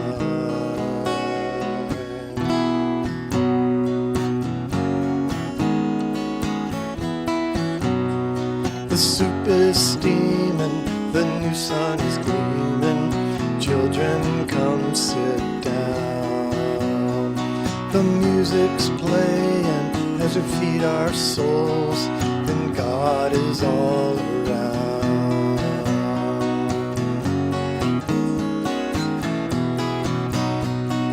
We have prayed through all the ages just to sit in these lines. We're sitting on our egos, conquering space and time. We have waited so many lives just to be in the company of the saints at winter solstice time.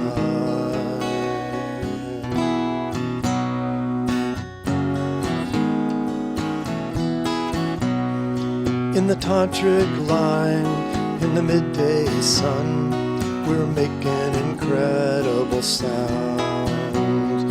Our arms may be shaking, but our auras are blue, and God is all around.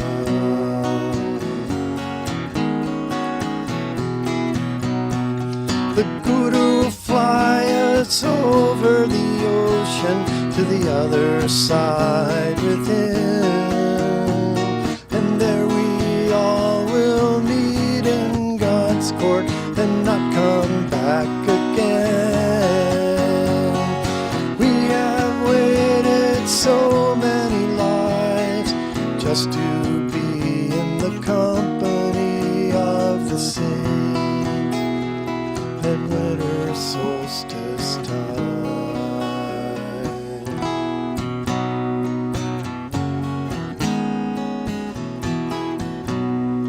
It's evening light, the start of the night. The saints are gathered around.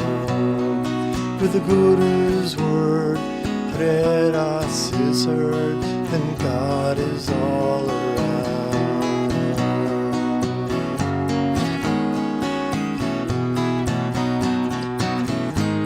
We come for so many reasons, we don't even know why. The Guru wanted us here to bathe in the Khalsa light.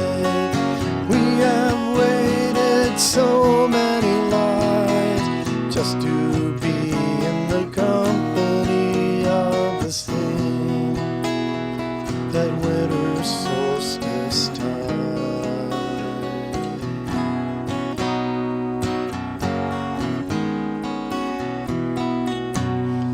And now it's night, but the bonfire is bright.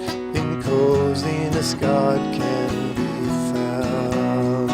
We sit together and sing out our love, and God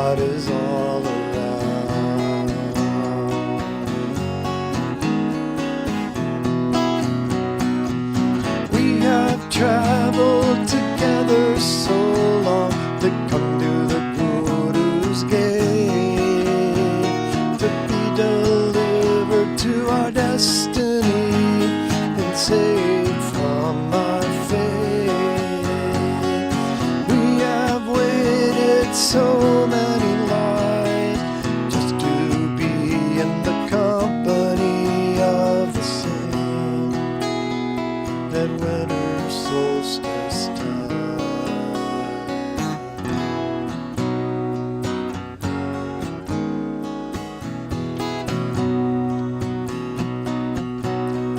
It's 4 a.m.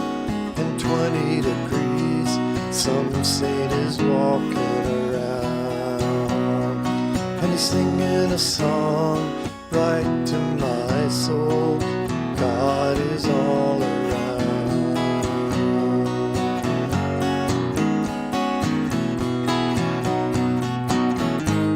We only have a few days.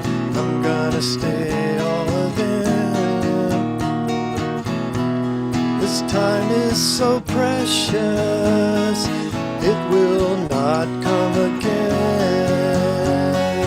We have waited so many lives just to be in the company of the saint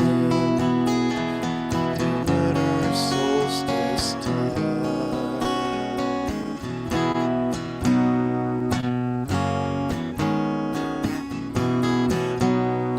It's morning light and out on the lake, the mist is dancing around.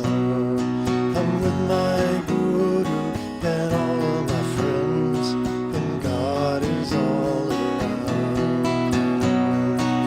God is all around. God is all around.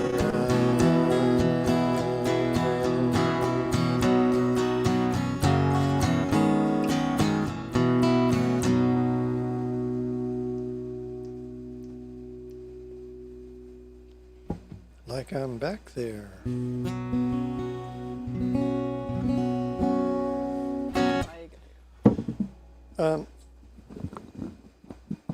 It just reminded me of a story which might be of value to you. At solstice we have what's called Ren Sabai Kirtan. And it's when you sing all night. And we usually have it the last night. Go from about 8 p.m. till 3 a.m. The musicians switch off about every 20 minutes, half hour, whatever. So one year I was for some reason, not very many musicians came to solstice, and they put me in charge. And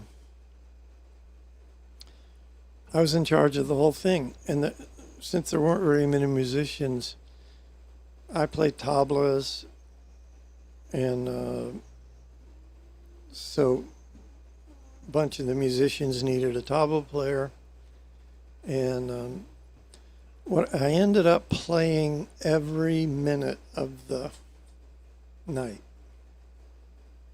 I didn't have a break. It was either filling a spot myself, playing, or playing with people, singing with people. So I did that 7 hours straight of kirtan and songs and chanting. So I went afterward to lay down to try to get a little sleep because tantric was next day, I think. I guess back then we didn't wait till the last day. It was during tantric. So I lay down in my sleeping bag, close my eyes, and I'm going to roll my eyes up and just say a prayer of thanks. Thank you, Guru Ram Dass, for providing this opportunity. But as soon as my eyes got in, oh no, I forgot the other part. At 3 a.m. I was playing tablas with somebody. And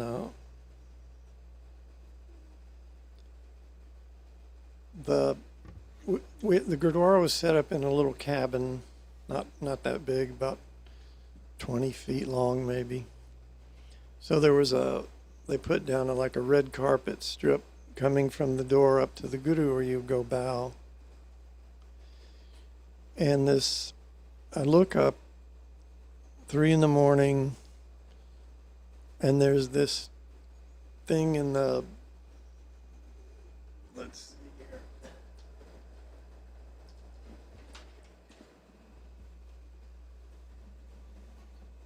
Is it showing up? There we go. It's kind of shaped like this, actually. Come on, camera. Kind of like rounded. But it was about 2.5 feet tall. About this big around. Kind of went out in the middle and back in at the top. It was floating off the floor about this high. And it was gold, with gold light coming out of it. So I guess if it was made out of like gold plexiglass and there was light coming out, it's hard to explain. So this thing's at the door. And back in the day, when we did a lot of yoga and meditation, and I don't know about other people, I used to see stuff that now I think about and I go, hey, that's not normal. That's like, so, but Yogiji had said that in a Gurdwara, yeah, I'm getting there, Katrina. In a Gurdwara, there's 100,000 non-humans for every human. Angels, deities, souls. The Gurdwara is just full of entities, but they're not people. Well, they might be a lot of people. So I knew that, and when I saw this thing, it didn't even I didn't even blink an eye. I'm just like, hey, welcome, come on in. I didn't say it out loud, but that's what I'm thinking. And so this thing floats down over the rug strip, the red carpet, goes up to the guru. So it's like this, floating in, like this is it right here. And it kind of bows like this. Still this high off the floor, or whatever. Just floating. Kind of bows like this. And then it just explodes into little golden bubbles, the same, whatever it's made of. And it just went out through the whole room. Like sparkling. And I'm just so stoned by then. I'm just like, yeah, cool. I like it. Didn't think a thing of it. So anyway, then I went to go to bed and to sleep. Roll my eyes up, and as soon as my eyes hit my third eye, I saw a golden city. And if any of you have ever seen, I know a lot of you have, but you know how adobe houses, they have rounded off edges, they're kind of organic looking. The city looked like that, except the houses were made of gold with gold light coming out of them. And if you see something when you close your eyes, it'll be like a flash. It'll come and go. This was like a physical thing I was looking at with my physical eyes, because when I moved, I looked down to the left, and it stayed stationary, and I could actually look down like I was looking at a physical place. And it went down, I don't know how far, but it seemed like a half a mile or something, and then it just ended. And so I came back and I rolled my eyes to the right and looked all the way down to that end. And then when I came back to my eyes in the middle, there was a Sikh standing right in front of me in beautiful Bana. Have no idea who it was. Wasn't Yogi Ji. Well, unless he was using another appearance, but didn't say anything, but he went like, how do you like my city? And I was like, yeah, I like your city. And then I just drifted off. So I was telling people about it. I was like, man, that was amazing. You should have seen it. And I'm like, anybody know what that is? And nobody knew. 20 years later, my son gave me a book for my birthday. And it was about the Sikhs of, what's the fifth Tucket that was a Tucket for a little while? It's down south. Do you know Ankar? Anyway, whatever. It was about the Sikhs in that area. That was what the book was about. So I'm like, oh, that's cool. It's kind of a big, coffee table book. And I just flip it open, and it said, Guru Nanak went there, which I had never known. When he got there, he said, a couple of the people with him, he said, go over behind that hill and dig by that tree. And they went over and dug, and they found his, begging bowl and his, not his skin. Anyway, it was from one of his incarnations. And he was a yogi, and he had left his stuff there. He'd buried it. And then they went on and said, the legend is that that area was the home of, I should have pulled this up. Anyway, I don't remember the name, but it was this legendary city, and it was 1 mile square, and it was gold with gold light coming out of it. My jaw hit the floor. I'm like, I saw that. Oh my God. Anyway, the next year after I had that experience, I volunteered to lead the Ran Sabai. I played with every single person. I sang the whole night. And then I went and laid down and closed my eyes. Nothing. You either get the gift or you don't get the gift. You can't make it happen.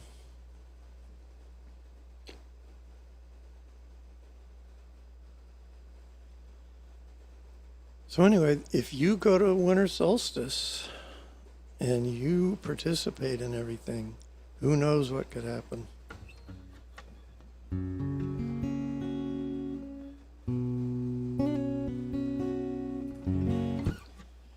Okay, now, or? Sounds good. We'll go ahead and end, and if anyone wants to stay after, they're welcome to, but we can end for those that want to leave. Yeah, and then we're also doing the 11 days chanting Guru Ram Das 31 minutes at 8 p.m. Eastern time, New York time, every night. Can you put the Yeah, the I'll link put it in? up. Okay. Yeah, and that will include the rest of the chantings and special sadhanas and things for the Sri Singh Sab's birthday.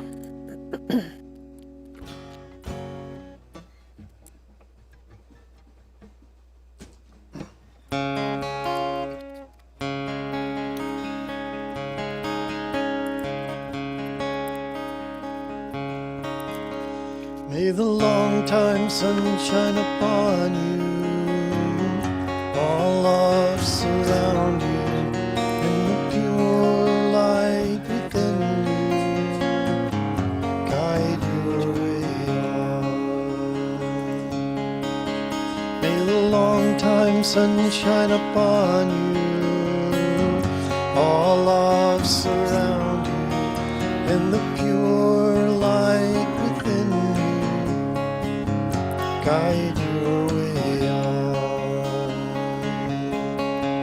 May the long time sunshine upon you, all love surround you, and the pure light within you guide your way on, guide your way on, guide your way on.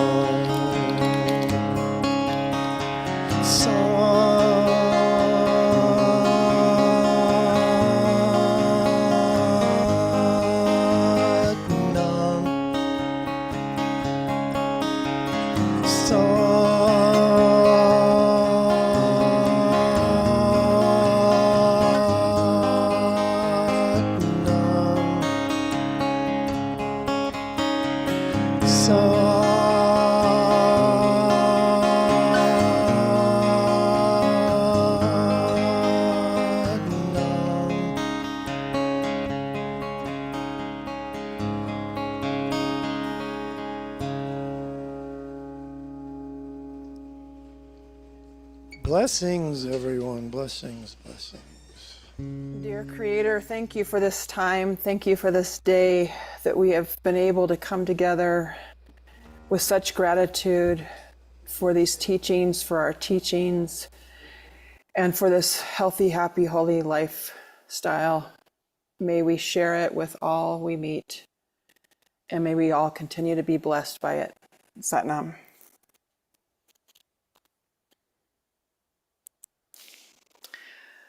Wahegadu. Well, if there's anyone that would like to stay, I don't know if Livtar or Karina want to stay and play anymore, but what we've done in the past is just said goodbye at this point, and anyone who would like to can stay on. And maybe you can unmute people, Preeti Dave Jode, in case they anyone wants to talk or share anything. Satnam. Folks Did need to anyone mute play I Like themselves. 3HO? Satnam, thank you so much. Wahegadu.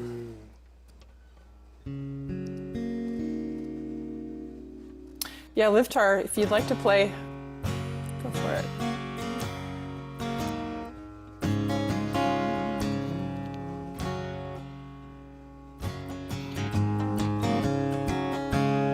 Well, it all started in '69, American hippie scene.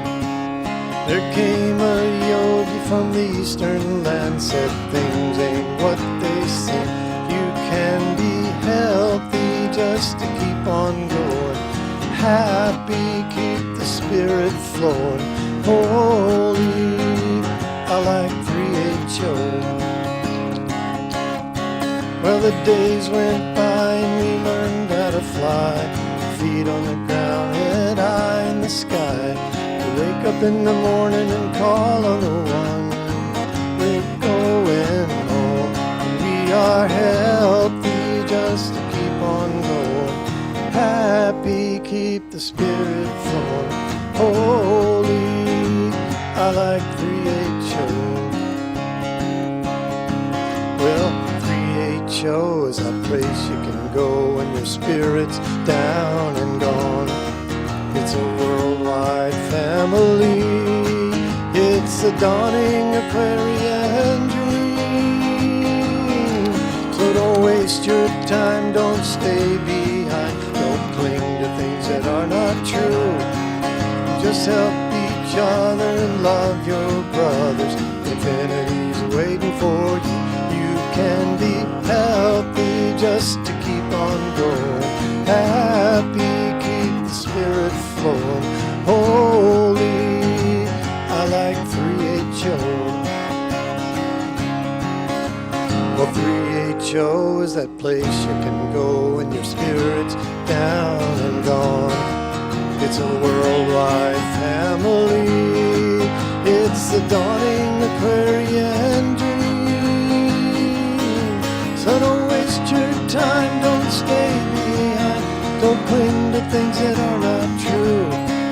us help each other and love your brother. Infinity's waiting for you. You can be healthy just to keep on going. Happy, keep the spirit flowing. Holy, I like creation. I like creation. I like creation.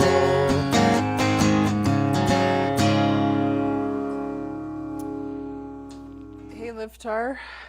Now, Liftar, I'm wondering if you could talk a little bit about your experience of the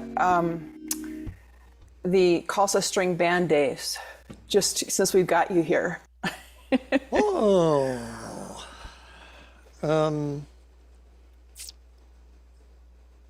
Well, let's see. Well, we went on tour in 1974. We did a cross-country tour.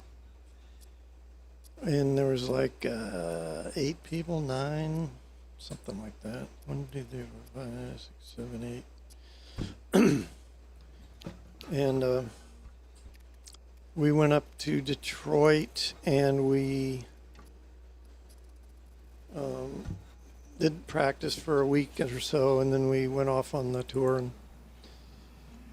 we would do stuff like drive to a city all day, set up our equipment, play, get in the car, sometimes drive that night. And I remember one night we were driving and I was so tired that I was on the freeway and there was a train on the side of the road on the right. And I'm just nodding in and out. And after a few minutes, I look up and the train's on the left. And I said, that's it. I don't know what's going on, but I can't do this. And then we got to St. Louis and stayed at the ashram. And the guy, head of the ashram, Gurtej Singh, he said, it's kind of a rough neighborhood, so somebody should watch the equipment at night. We said, yeah, we got it covered. We had the back end of this big van set up, and we had a piece of plywood, and we would lay it across 2 of the amplifiers, and then you could put a pad down and sleep in there. And I was the one that was taking the duty that night. So I go to sleep, and the way the van was, there was a cab in the front. It's kind of like a camper where the cab is smaller, and then right behind the cab it gets bigger. So where I was laying, it was right up above the cab opening. And I wake up at about 2 in the morning driving down the road, and it takes me a minute. I'm like, wait a minute, the car's driving. Why is that happening? And I kind of wake up and I realize the car's been stolen with me in it. And so the way I was lying, my head was right behind the driver. I was like this far from the guy. And I just leaned behind his head and said, "Hey!"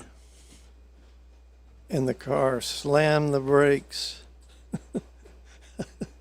I bet he doesn't know to this day where that came from. All the equipment came on top of me. So it took me a minute to get out, and I went down into the driver's seat in the cab, and the door was open. The guy just opened the door and ran. And we're in the middle of this big, wide boulevard with the motor just idling. At least he put it in park, which was kind of him. So he had broken the key out with a screwdriver or something, and the wires were hanging out, and he hot wired it. And so I got in, and I drove back to the ashram. Luckily, I knew where I was. We didn't have GPS maps back then. And then when I was pulling up to the ashram, there was a kind of a 7-Eleven on the other side of the street. And I saw these people like sneaking around behind it. And like, I can't turn off the car. I don't know how to undo the hot wire. And if I leave it for 5 minutes to go in and get everybody, they'll come over and steal it. So then I took off and started driving again to find a phone booth to call them. So I drove a while, found a phone booth. Luckily I had a quarter, found them, called the ashram. They're like, oh, well, it's 2 in the morning. What do I call them? And I'm like, I just got stolen. I need Peter to come outside and fix the car because I don't even know how to turn it off. So when I got back, everybody had gotten up and they were all out there waiting. And then the other thing kind of cool that would happen is we would write songs while we were driving. And then when we'd stop, we'd play them for each other. And I think we played at about 10, 15 gigs. I don't remember very clearly. But we timed it to arrive at summer solstice, right at summer solstice time, so we could go to solstice and then continue further west on the tour. And so we arrive in Espanola, and my wife was already there, 9 months pregnant, and my son was born about a day later, the next day. And when you're in Espanola, if you walk into the kitchen, the door into the kitchen, right where you put your foot, that's where he was born. That used to be a bedroom, and then they changed it into a big kitchen. And speaking of that ashram, we have an October event that's happening there. So I'll put the link in here. If anyone's never been before, it's a great opportunity to come and be part of that community. And we'll be celebrating Guru Ram Das's birthday. There's a beautiful Gurdwara there. They have, the special sadhana in the morning for Guru Ram Das's birthday. And the aspen trees are turning gold. It's so beautiful out there in October. Do it as your vacation. Yeah, it's going to be a really fun time. It's a lot different than solstice. There's the hot air balloon fiesta that's there in October. Amazing seeing all these hot air balloons going up. We're going to do an interfaith yatra. There's going to be a common ground festival, us sharing our teachings with the locals there who we've gotten to know over the last 50 years. Indigenous Peoples Day, tons of Indian tribes that are there. So it's going to be a lot of fun.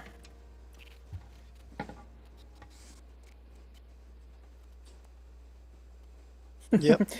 So someone's commenting. Yeah. Yeah, go ahead. Go ahead. Satbir, my son, was born at the ashram. That used to happen a lot, actually. But the cool thing is, normally when the baby's born, the mother is supposed to stay with the baby basically in a room for 40 days. And that acts like a transition period for the baby because the baby's been in the womb and then you just bring him out into this huge world and it's kind of a shock. So the room becomes the second level womb and then you bring the baby out when it's kind of acclimated.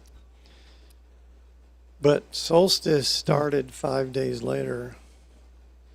So we went to Yogi Ji and said, "Sir, she just had the baby but solstice is starting. So what should we do? Should we leave her in the 40 days? And he turned to somebody and said, "How long does a woman stay in the hospital when they have a baby?" They said, 2 days maybe. He said, "Yeah, Go ahead. So my son went to his first solstice 5 days old. And I'm pretty sure that's still a record. And my poor wife, though. She was in the back of that van I was telling you about. We stayed in the van. And at night, it was so cold that the outdoor showers had icicles on them. And in the day, the sun would heat up the van like an oven. So she was in there with him, trying to keep him kind of partly do the 40-day thing, you know, not have him out too much. Super saint. And but then at night, Yogi Ji used to come to the night program. And what the night program used to be was each ashram, because the ashrams were big and there were a lot of them back then, each ashram would prepare some kind of program. Might just be chanting, it might be a skit, might be songs, whatever. So each night a different ashram. And she would bring our son over and Yogi Ji would hold him the whole time and just sit there with him. Unbelievable, just privilege and blessing. So one night, I think this was the next year, we were still there at that same place, Jemez Springs. And he was sitting in the audience. One of the ashrams was chanting. And I remember the chant was Gobinde Mukande, and they were had drums, and it was very energetic. Gobinde Mukande, Dari Pari. A lot of energy, and everybody was rocking and chanting. But we had this rule back then that you had to stop the chanting exactly at, I think, 9:30, maybe, 9:30. And because everybody could go to bed and get up for sadhana. So we're just chanting and rocking out. And then they just stop. They don't wind it down. They just, and then they stop. And there's dead silence. And we hear, no! And everybody turns their head around and looks, and it's Yogi Ji, and he's halfway up out of his chair. And his eyes are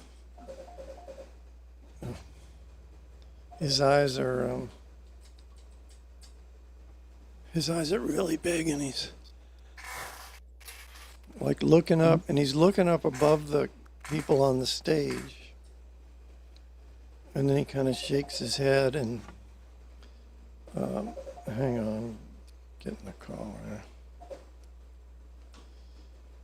here. And then our habit back then, or what we would do, is he would go up and say a few words at the end and bless everybody and good night, and we go to bed.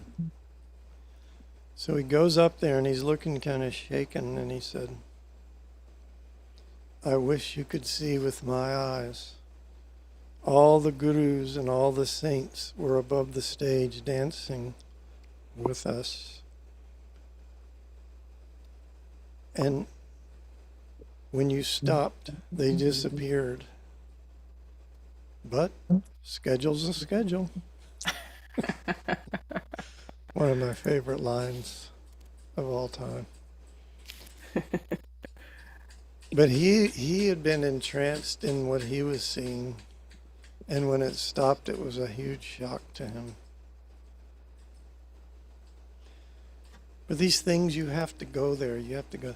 When I was in LA when I was 18 when I first started. I lived there 6 months. And Yogi Ji used to teach twice a day, every day of the week. And one day I was there, and Johnny Rivers, some of you may know the musician Johnny Rivers. He was really good friends with Yogi Ji. And you know, he was real famous back then. But anyway, he came to the ashram one night for class, and then afterwards he led everybody in the Aquarius song, let the sun shine in, the sunshine in. You know, and he was like, women only, men only, and we were doing this whole thing. It was really fun. And Yogi Ji's like bopping along to it. And I just was thinking about it years later, and I was like, to be there, you had to leave somewhere else. I was there in that room because I left home and went to LA to study with him. And it might be just leaving your house to go, you know, a mile away, whatever it is. But to be part of the thing that happens, when it happens, you got to be there. There's a huge value in physically being there. So we keep trying to, you know, everybody got Zoomed on when COVID hit, but it doesn't transmit the auric energy. You've got to be there where the auras blend together. And, you know, that experience I had at Ransabai Kirtan, that only happened once, and I've been to every winter solstice. But I went to all of them, so that I could get that one experience. You gotta go, you gotta show up in person. Zoom life is good for some things, but real life is best.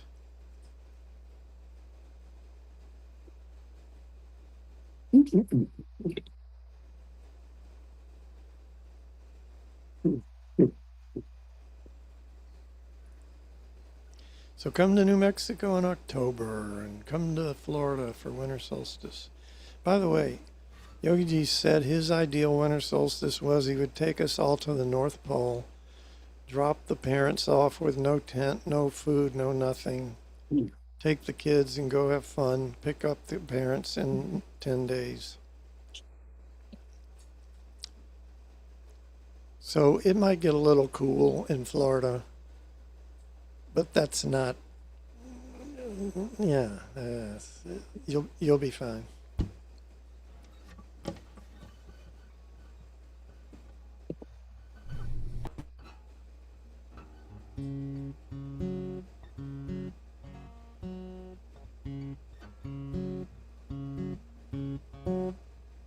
Was I finished? I don't know. What was I talking about? There is a question in the chat, Livtar. What year were you in LA? 1970? 70 from January to June. Oh, yeah, if you want to hear more. Yogi Ji would send everybody out to start ashrams back in those early days. Like not nobody, but most people, he didn't want people around. He wanted them to go teach.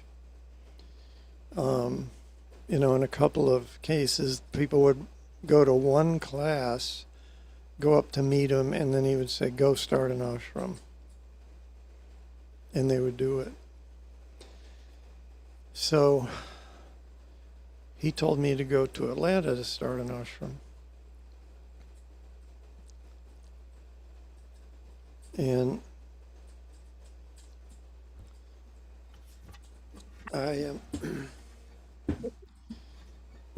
we left on the way, so we left LA to go to our very first summer solstice. That was actually a 3HO solstice. And the fee for that first summer solstice was $5. And we were outraged. How dare you charge for spirituality? I mean, I wasn't, but a lot of people were. A lot of hippie, a lot of hippie energy back then. But anyway, one of the coolest things of my life, I think we had like 6 or 7 cars that we went in a caravan from LA to New Mexico. And the very first solstice was right near Espanola, not on our current property, but it's called Santa Clara Canyon. It's just a few miles outside of Espanola. And so, you know, the cars, a lot of them were funky, and the cars in the caravan. And we spent the night in Phoenix, I think, yeah. And then we started out the next day, and one of the cars broke down. And we just all pulled over, tried to get the car going. It wouldn't get going. We unloaded everything out of the car and all the people and spread it through the other cars and just left the car and kept going. That's how you do it. Especially back in the day, what were you supposed to do? You know, there's not calling a tow truck from your cell phone. Well, but we could have gone to a gas station, and we're like, let's just go.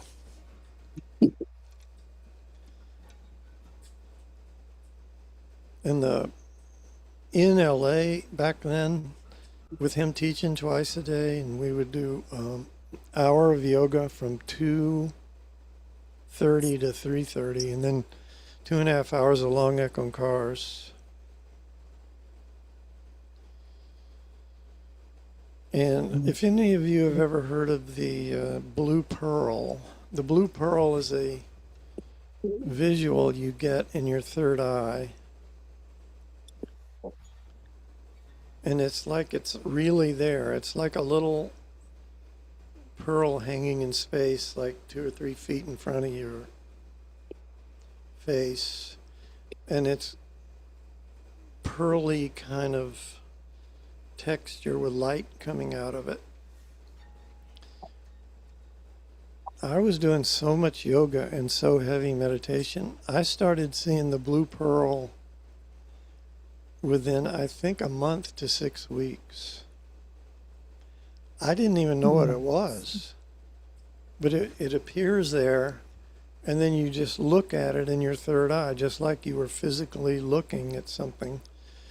You know, the outer version of it is you concentrate on a candle. You light a candle and stare at it. This is kind of the, City Save, good. This is the third eye version. And I had no idea what it was. I was just, hey, that's super cool. I just get to sit here and look at this thing while I do the long Ekon cars. And I would even I asked everybody, I said, hey, have you seen this thing that appears? I said, no, I don't know what you're talking about. And it was like 5 years ago, I finally saw the phrase or the term Blue Pearl. And I was like, hey, wonder what the Blue Pearl is. And I read about it, and that's what it was. And they're talking about it like it was 2.5 hours of long Ekon cars. So I was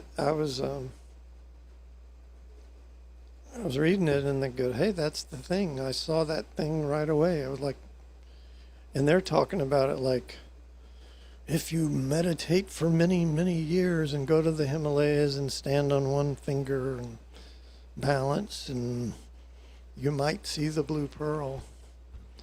No, Kundalini Yoga is the real thing. You got to do it, though. So we would do 2 classes a day with Yogi Ji, and then we would do yoga for fun in between, and do like, hey, who can do chair pose the longest and stuff like that. And we were just popping and zapping Kundalini, going up and down and having just amazing experiences. And then go start an ashram, get married, have a family, have a job. And that's kind of stuff, kind of like that part of it kind of went away because I couldn't do that heavy of a sadhana. So I still had a few cool things. 75 when I wrote Song of the Khalsa, or when it was presented to me. For those who haven't heard this story, I wrote Song of the Khalsa and I had 4 verses. And I was like, okay, I'm good, I'm done. It's good, says everything I want. You mean where did I live in LA? No, I lived in a separate ashram from the main ashram. It was called the Haikal Academy or something.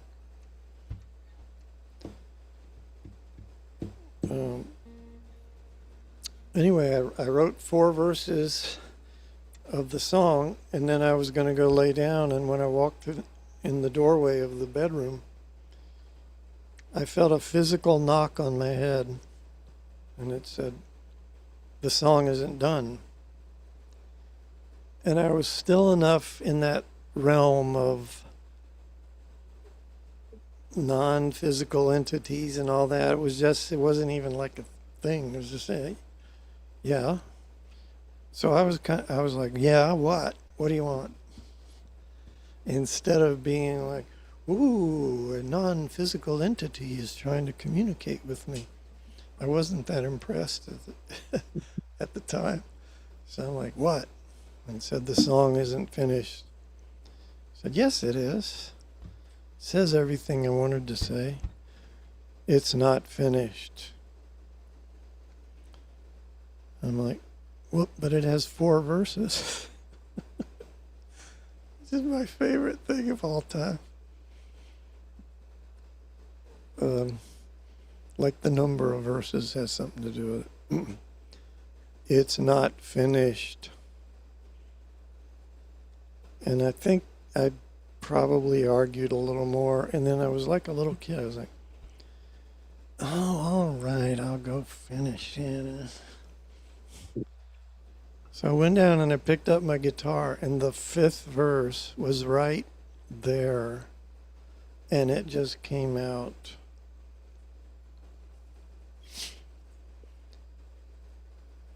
And that never happened in any other song, by the way. That was a unique experience. Woohoo!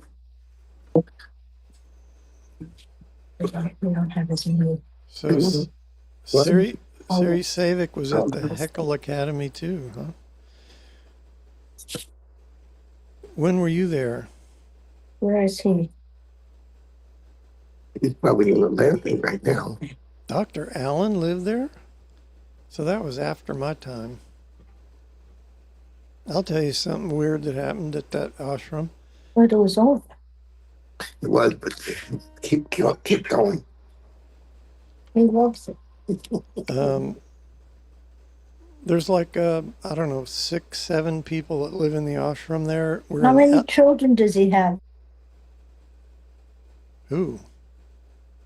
Somebody I think somebody yeah. needs to mute if they're not talking right now. I muted them. It's all good. Okay. All right. So I'm in the ashram in LA. I grew up and went to school in Orlando, Florida, all the way across the country. And I'm in this little bitty ashram in LA with about 6 or 7 people. So this wasn't like a mass movement of 1,000 people or, 1 million people. And a guy from my high school class moves in there with us. And I'd never even talked to him about yoga or anything. I just blew my mind. Another guy from my high school that I hadn't even talked to came across the country, found this place, and moved in. Anyway, a lot of stuff like that would happen. This kind of cool. Then I went to, when I got to Atlanta, I had no money. I mean, zero, nothing, not a dime. And the guy, that's a long story. I don't want to start it now. Anyway, I was 18. Oh, no, I just turned 19. That's right. I turned 19 in June of 70. Then I came to Atlanta with zero money. Everything I needed appeared. It's as if you're walking out over a cliff, and every time you step, ground appears under your foot. Every step. And that was my experience. Everything I needed, a place to stay, food, everything just came right when it was needed, which is how Yogiji came to America. Same thing. No, he had nothing. And everything appears as it's needed when you're doing this meditative spiritual path. It's really amazing. But one of the places I got to live for about a month was a hippie commune, and their only rule was the women had to be topless. So the women were all running around topless, and these were, 19-year-old girls in prime of life. So I set about to teach them that it's not graceful to do that, and they started putting on their clothes, and the men got so mad they threw me out. We had some fun times.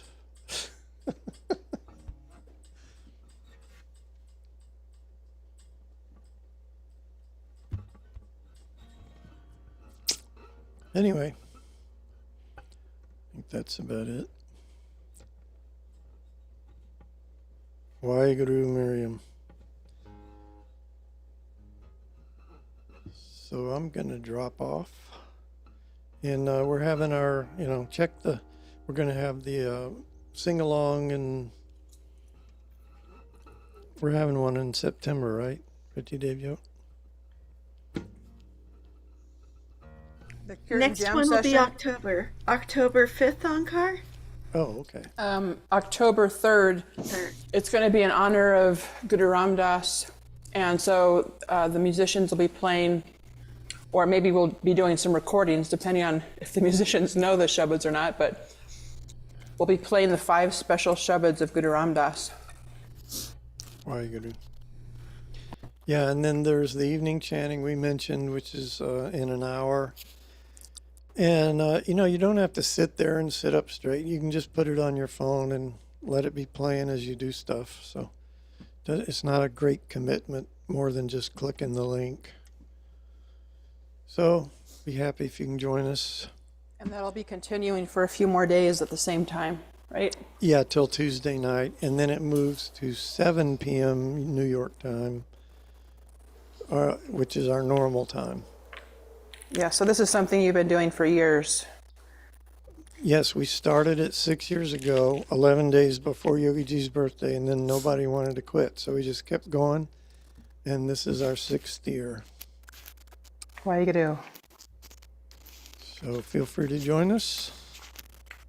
All right. Well, thank you for staying. Everybody. Yeah, thank you for staying on and telling us your stories. Oh, the morning 11 minutes meditation on Yogiji's birthday on the 26th. Did you talk about that? No. At 6 a.m. Eastern New York time and 5 Central, 4 Mountain. So wherever you are in the world, it's all at the same time, 6 a.m. New York time. So all around the world, people, even if it's the middle of the night, they're going to get up. And for those 11 minutes, we're all going to chant together. And on our Zoom link that she put in there, which is the grd4.com/SSS, we're going to play it it's on YouTube if you can find it. If not, you can just come on our link and we're going to play it so everybody can be together and chant together.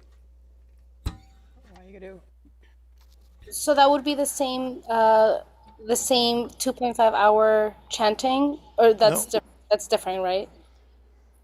That's different. That's just for the 11 minutes of Guru Ram Das. Okay, thank you. But they are putting their 2.5 hours on YouTube. So if you just go find the Hacienda de Guru Ram Das YouTube channel, it'll be on there. Yeah, and it's on the links I shared for all the celebrations in the chat just a minute ago. Okay, thank you very much. Sure, Satnam. All right, well, thank you, everyone.